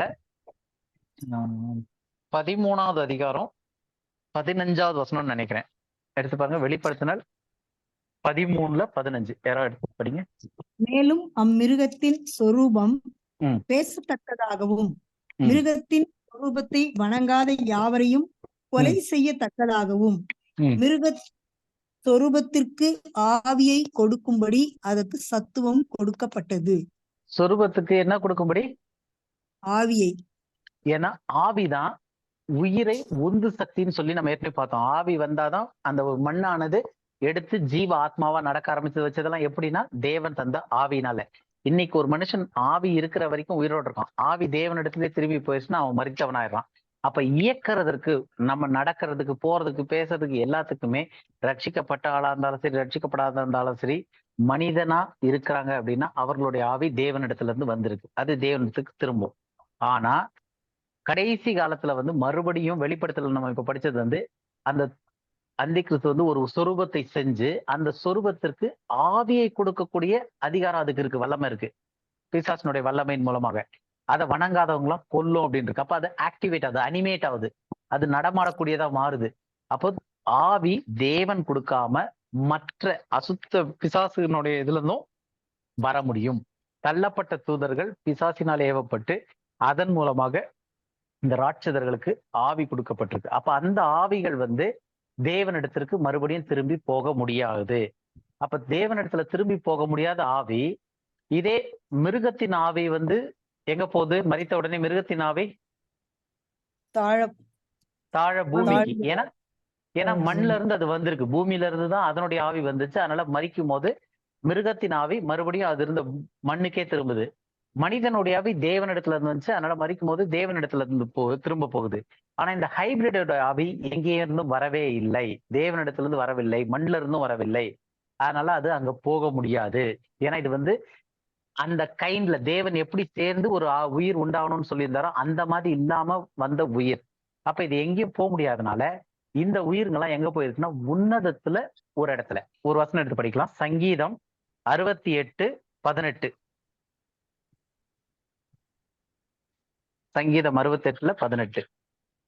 தேவரீர் உன்னதத்திற்கு ஏறி சிறைப்பட்டவர்களை சிறையாக்கி கொண்டு போனீர். தேவனாகிய கர்த்தர் மனுஷருக்குள் வாசம் பண்ணும் பொருட்டு துரோகிகளாகிய மனுஷர்களுக்காகவும் வரங்களை பெற்றுக்கொண்டீர். சோ இங்க ஒரு வசனம் என்ன சொல்லுது அப்படின்னா, தேவரீர் உன்னதத்திற்கு ஏறி சிறைப்பட்டவர்களை சிறையாக்கி. அப்ப இந்த சிறை எங்க இருக்கு? உன்னதத்துல. உன்னதத்துல தேவன் மட்டும்தான் இருக்காருல்ல. உன்னதத்துல ஒரு சிறையுமே இருக்கு. வசனம் தெளிவா சொல்லுது, தேவரீர் உன்னதத்திற்கு ஏறி சிறைப்பட்டவர்களை சிறையாக்கி கொண்டு போனீர் அப்படின்னு சொல்லிட்டு போயிட்டு மனிதர்களுக்கு வரங்களை அளித்தீர்னு. இது எங்க நிறைவேறுச்சு அப்படின்னு பார்த்தோம்னா, எபேசியர்ல 4வது அதிகாரம் 8-10 வரைக்கும் உள்ள வசனம். எபேசியர் 4:8-10. ஆதலால் அவர் உன்னதத்திற்கு ஏறி சிறைப்பட்டவர்களை சிறையாக்கி மனுஷர்களுக்கு வரங்களை அளித்தார் என்று சொல்லி இருக்கிறார். ஏறினார் என்பதினாலே அவர் அதற்கு முன்னே பூமியின் தாழ்விடங்களிலே இறங்கினார் என்று விளங்குகிறது அல்லவா? இறங்கினவரே எல்லாவற்றையும் நிரப்பத்தக்கதாக எல்லா வானங்களுக்கும் மேலாக உன்னதத்திற்கு ஏறினவருமாய் இருக்கிறார். ஓகே, இதுல ஒரு பெரிய பேசேஜ சொல்லி முடிச்சாரு. 8வது வசனம் வந்து அந்த தீர்க்க தரிசனம். இப்ப நம்ம படிச்சோம் இல்லையா சங்கீதத்துல, அதனுடைய இதை சொல்றாரு. அவர் உன்னதத்திற்கு ஏறி, அவர்ன்றது இங்க இயேசு கிறிஸ்துவ சொல்லுது. இயேசு கிறிஸ்து உன்னதத்திற்கு ஏறி சிறைப்பட்டவர்களை சிறையாக்கி மனுஷர்களுக்கு வரங்களை அளித்தார் என்று சொல்லியிருக்கிறார். ஏறினார் என்பதினாலே அவர் அதுக்கு முன்னாடி என்ன போயிருக்காரு? பூமியின் தாழ்விடங்களில் இறங்கினார் என்றது விளங்குகிறது அல்லவா? இயேசு கிறிஸ்து எப்ப பூமியினுடைய தாழ்விடத்துக்கு இறங்கினார்னு தெரியுமா? அவர் மரித்தப்ப. அப்ப அவர் சிலுவையில மரித்த போது பூமியினுடைய தாழ்விடம்னு சொல்லக்கூடிய, பூமியினுடைய இருதயம்னு சொல்லக்கூடிய அந்த ஹேடிஸ், ஷியோல், அந்த மரித்தவர்களின் ஸ்தானம், அன்சீன்னு சொல்லக்கூடிய அந்த இடத்துல 3 நாள் இரவும் பகலும் முழுமையா இருந்தாரு. அப்ப அதுதான் இறங்கினார் என்ற அந்த அர்த்தம். அப்போ இறங்கினார், ஏறினார்னு சொல்றாருன்னா அது அர்த்தம் என்னன்னா, அதுக்கு முன்னாடியே அவர் பூமியினுடைய தாழ்விடத்துல இறங்கி இருக்கிறார் அப்படின்றது நமக்கு புரியுதல்லவா அப்படின்னு சொல்லிட்டு, இறங்கினவரே, அதாவது மரித்தவரே, ஹேடிஸ் வரைக்கும் போனவரே, எல்லாவற்றையும் நிரப்பத்தக்கதாக எல்லா வானங்களுக்கும் மேலாக உன்னதத்திற்கு ஏறிறவமா இருக்கிறார். அப்போ அவரு இயேசு கிறிஸ்து சிலுவையில மரிக்கிறாரு. மரித்ததும் அவரு பூமியினுடைய தாழ்விடத்திற்கு இறங்கினார். முதலாவது இறங்கின பிறகுதான் பின்னாடி ஏற முடியும், உன்னதத்திற்கு ஏற முடியும் அப்படின்றது நமக்கு புரியுது. அப்போ உன்னதத்திற்கு ஏறினவர் என்ன பண்ணாரு? போற வழியில உன்னதத்துல சிறைப்பட்டவர்களை சிறையாக்கி அப்படின்னு சொல்லிட்டு வசனம் வருது. இன்னொரு வசனம் படிக்கலாம். இப்ப உன்னதத்திற்கு ஏறாரு, ஏறி போய் என்ன ஆயிருக்காரு இப்ப உள்ளது ஸ்டேஜ் அப்படின்னு பார்த்தோம்னா 1 பேதுரு 3வது அதிகாரம் 22வது வசனம். இந்த வசனத்தோட முடிச்சிடலாம் நம்ம. அவர் பரலோகத்திற்கு போய் தேவனுடைய வலது பாரிசத்தில் இருக்கிறார். தேவ தூதர்களும் அதிகாரங்களும் வல்லமைகளும் அவருக்கு கீழ்பட்டிருக்கிறது. ஏன் கீழ்பட்டிருக்கிறதுனா, நம்ம பிலிப்பியர்ல ஏற்கனவே பார்த்திருக்கோம். அவர் தம்மை மரண பரியந்தம் தாழ்த்தி, அதாவது சிலுவையின் மரண பரியந்தம் தம்மை ஒப்பு கொடுத்து கீழ்ப்படுத்தினவர் ஆனார் இருக்கு. அப்ப சிலுவையின் மரண பரியந்தம் அவர் கீழ்பட்டதுனால அப்போ அவரு பூமியினுடைய தாழ்விடத்துக்கு இறங்குறாரு. தேவன் அவரை 3ஆம் நாள் உயிரோடு எழுப்புறாரு. உயிரோடு எழுப்பும் போது அவர் எப்படி எழுந்து வராரு அப்படின்னு பார்த்தோம்னா, அவர் ஆவிக்குரிய சரீரத்தோடு வராரு. மாம்ச சரீரத்தோடய இல்ல ஆதாம்னுடைய அந்த சரீரத்தோட வரல, ஆவிக்குரிய சரீரத்தோடு ஆவியினால உயிர்த்தெழுந்து வராரு. அந்த ஆவிக்குரிய சரீரத்தோடு அந்த ஆவியில உன்னதத்திற்கு ஏறி போறாரு. உன்னதத்திற்கு போகும்போது அங்க சிறைப்பட்டிருந்தவர்களை சிறையாக்கி, இப்ப காவலில் உள்ள ஆவிகள்னா என்ன அர்த்தம்? சிறையில இருக்கிற ஆவிகள். அப்ப அந்த சிறை எங்க இருந்திருக்கு? அவரு போய் ஹேடிஸ்ல போயிட்டு மேல ஏறினார் இல்லையா? அப்போ இல்ல, அதாவது அந்த ஹேடிஸ்க்கும் தாழ்வான டட்டாரஸ்ன்னு சொல்லக்கூடிய இடத்துல அவர் மரித்து இருக்கிற போது போய் பிரசங்கிக்கல. ஏன்னா அவரு மரித்த நிலைமையில இருந்தாரு. மரித்தவர்கள் ஒன்றும் அறியார்கள். அப்ப இயேசு கிறிஸ்து அந்த 3 நாள் மரித்த நிலைமையில தான் இருந்தாரு. அவர் ஒன்றும் அறியார். உயிர்த்தெழுந்த பிறகு அந்த ஆவியோடு கூட, அந்த ஆவிக்குரிய சரீரத்தோடு கூட உன்னதத்திற்கு ஏறி போறாரு. உன்னதத்திற்கு ஏறி போகும்போது அங்க காவலில் உள்ள ஆவிகளுக்கு பிரசங்கித்து அந்த காவலில் உள்ள ஆவிகளை விடுதலை செஞ்சுட்டாரா? சிறையாகி கொண்டு போனார். காவலில் உள்ள ஆவிகளை விடுதலை ஆக்கல. அந்த ஆவிகளை மறுபடியும் இவருடைய கண்ட்ரோல்ல, காவலில் உள்ள ஆவிகளை இவர் காவல்ல எடுத்துக்கிட்டு போறாரு. அப்போ பிரசங்கித்து சிறைப்பட்டவர்களை சிறையாக்கி கொண்டு போறாரு. அவங்களை விடுதலையாக்கி கொண்டு போறாரு. சிறைப்பட்டவர்களை சிறையாக்கி கொண்டு போறாரு அப்படின்னு பார்க்கிறோம். அப்ப இவர் யாருக்கு போய் பிரசங்கிச்சிருக்காரு அப்படின்னு பார்த்தா, இவர் மரித்த டைம்ல போய் பிரசங்கிக்க வாய்ப்பு இல்லை. ஏன்னா அவர் வந்து மனிதர்களை போலவே மரித்தாரு. மரித்தவர்கள் ஒன்றும் அறியார்கள். அப்ப எப்ப பிரசங்கிச்சிருக்காரு? உயிர்த்தெழுந்த பிறகுதான் பிரசங்கிச்சிருக்காரு. எப்படி? ஆவியில, உயிர்த்தெழுந்த ஆவியில, அந்த ஆவியிலே போய் காவலில் உள்ள ஆவிகளுக்கு பிரசங்கித்தார். அப்ப காவலில் உள்ள ஆவிகள்னும் போது 2 இடத்துல காவல் இருக்கு நோவாவின் காலத்துல.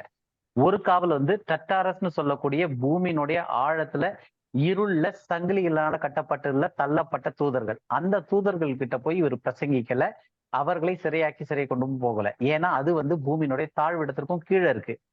ஆனா இவர் எங்க போய் பண்ணியிருக்காரு அப்படின்னா, இயேசு கிறிஸ்து வந்து உயிர்த்தெழுந்த பிறகு உன்னதத்திற்கு ஏறி உன்னதத்துல சிறைப்பட்டவர்களை சிறையாக்கி கொண்டு போய் பிதாவினுடைய வலது பாரசத்துல உட்கார்ந்து எல்லாவற்றையும் தமக்கு பாதப்படிக்கு கீழ்ப்படுத்தின பிறகு ஜனங்களுக்கு வரத்தை அளித்தார். எது? அப்போஸ்தலர் 2வது அதிகாரத்துல நான் பிதாவினிடத்திற்கு போனாதான் உங்களுக்கு பரிசுத்த ஆவியை அனுப்ப முடியும்னாரு.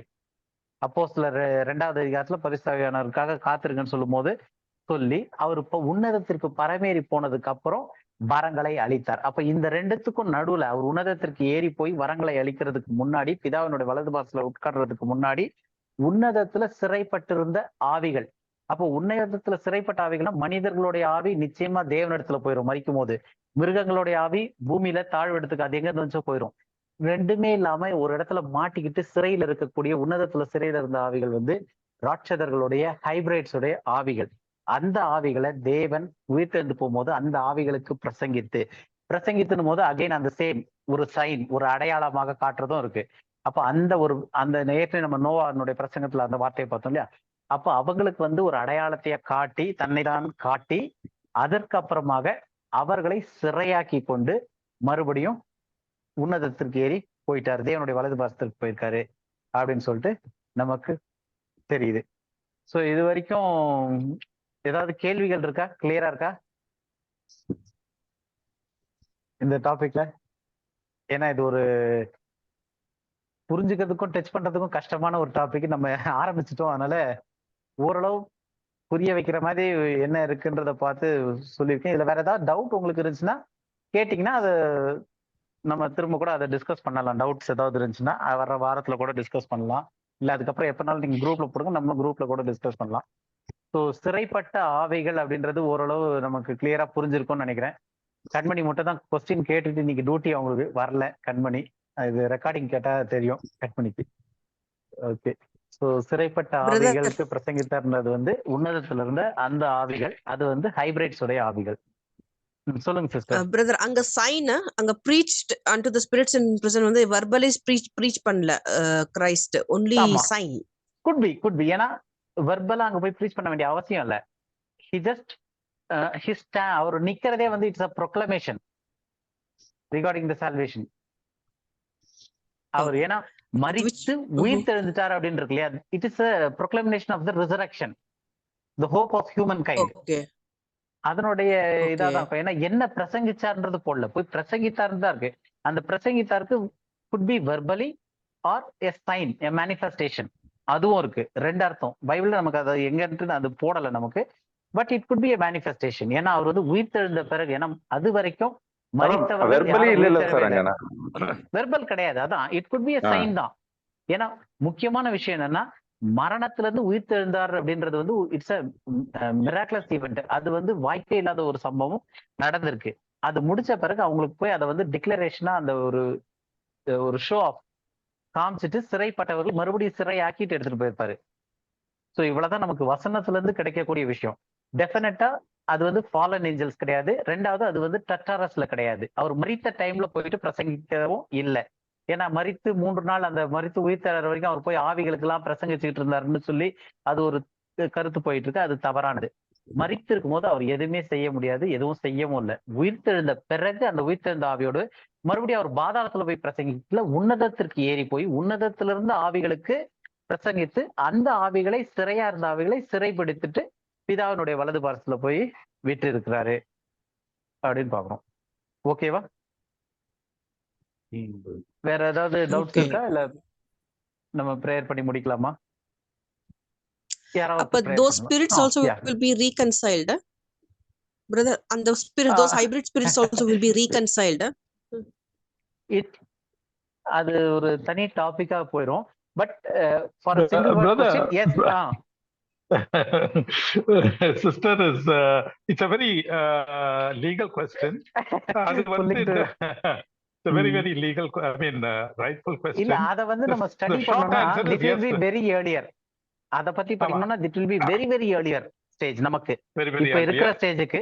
பட் சிங்கிள் வேர்டா சொல்லணும்னா yes, they will be reconciled. The short answer is yes. Yes. But how, எப்படி அப்படின்றது வந்து it's a great study. அது வந்து நமக்கு இப்போதைக்கு வந்து அது இது வந்து எப்படி சொல்றது, ஒரு ஃபர்ஸ்ட் ஸ்டாண்டர்ட் பிள்ளைகிட்ட இருந்து போயிட்டு 10th மேக்ஸ் கொடுத்த மாதிரி இருக்கும். ஸோ கொஞ்ச நாள் கழிச்சு later on we will discuss that also. ஆனா நீங்க கேட்டதுக்கான சிங்கிள் வேர்ட் ஆன்சர் வந்து எஸ் அப்படின்றது தான். Okay okay okay sir, right. Okay, யாராவது ஒருத்தர் ப்ரே பண்ணலாமா?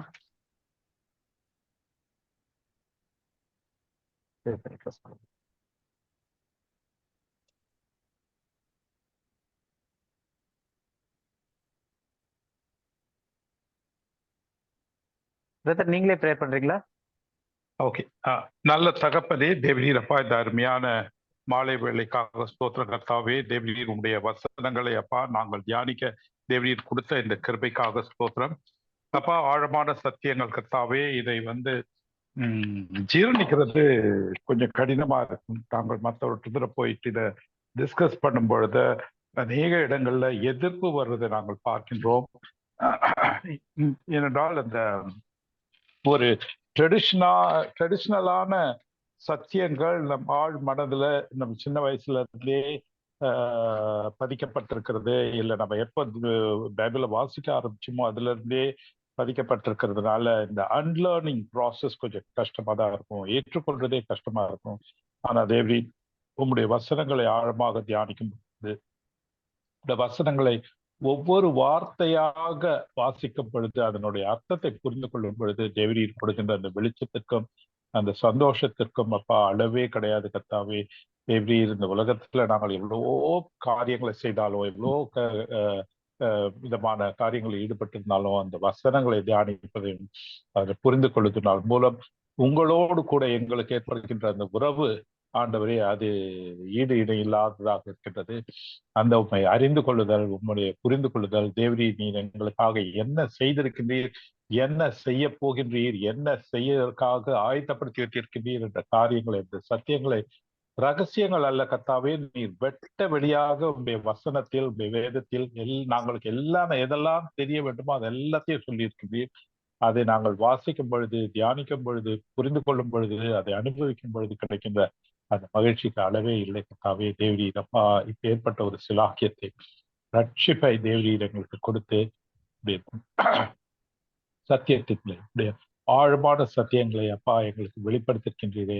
தகுதி இல்லாத எங்களை கூட தேவரீர் தகுதிப்படுத்தியிருக்கின்றீர்களுக்காக நன்றியாக்குவே. தேவரீர், you are orchestrating this world right from the creation till the end, Lord. உம்முடைய அனுமதி இல்லாமல், உம்முடைய ஒப்புதல் இல்லாமல் எதுவுமே நடக்கிறதில்ல. You are the orchestrator of this entire events from the beginning till the end, oh Lord. நீ சிஸ்டர் கேட்ட வந்து ஒரு அருமையான ஒரு கேள்வி, லாஜிக்கல் கொஸ்டின். அது அந்த காரியங்களை கூட நாங்கள் வந்து ஏற்ற வேளையில் அப்பா அதை விளக்க தேவி கிருபை பாரும். அருமையான சகோதரருக்கு கொடுத்திருக்க அந்த புத்தி, ஞானம், தெளிவு, அந்த persistence and reading and putting all the effort in bringing this wonderful Bible study, அதற்காக நன்றி செலுத்துகிறேன். அவனுடைய குடும்பத்தையும் விசேஷமாக அந்த குழந்தை பிள்ளைகள் வில்லியமையும் ஆசீர்வதியும், இங்கு வந்திருக்கின்ற இந்த பைபிள் ஸ்டடியை அட்டன் பண்ண ஒவ்வொருவரையும் ஆசீர்வதியும். ஆண்டவரே அட்டன் பண்ண முடியாம எவ்வளவு பேர் இருக்காங்க. ஆனா நிறைய பேர் வந்து இந்த ரெக்கார்டிங்ஸை கேட்டு அதனால பயனடைகிறாங்க. அதற்காக கூட நன்றி கர்த்தாவே. நன்றி ராஜா. நீரே எல்லா காரியங்களையும் பொறுப்பெடுத்து நடத்தும். எல்லா துதிகளும் மகிமையும் தேடி ஒருவருக்கே செலுத்துகிறோம். எங்கள் மீட்பரும் ரட்சகருமாகிய இயேசு கிறிஸ்துவின் இனிய நாமத்தில் இந்த ஜெபத்தை ஏறெடுக்கிறோம் நல்ல தகப்பனே. ஆமென். என் ஆமென். ஆத்மாவே கர்த்தரை ஸ்தோத்திரி, ஸ்தோத்திரி. என் முழு உள்ளமே அவருடைய பரிசுத்த நாமத்தை ஸ்தோத்திரி. என் ஆத்மாவே கர்த்தரை ஸ்தோத்திரி, கர்த்தர் செய்த எல்லா நன்மைகளையும் பாராட்டு. ஆமென். Praise the Lord. Praise the Lord. Praise the Lord. Praise the Lord. Praise the Lord. Thank you, brother.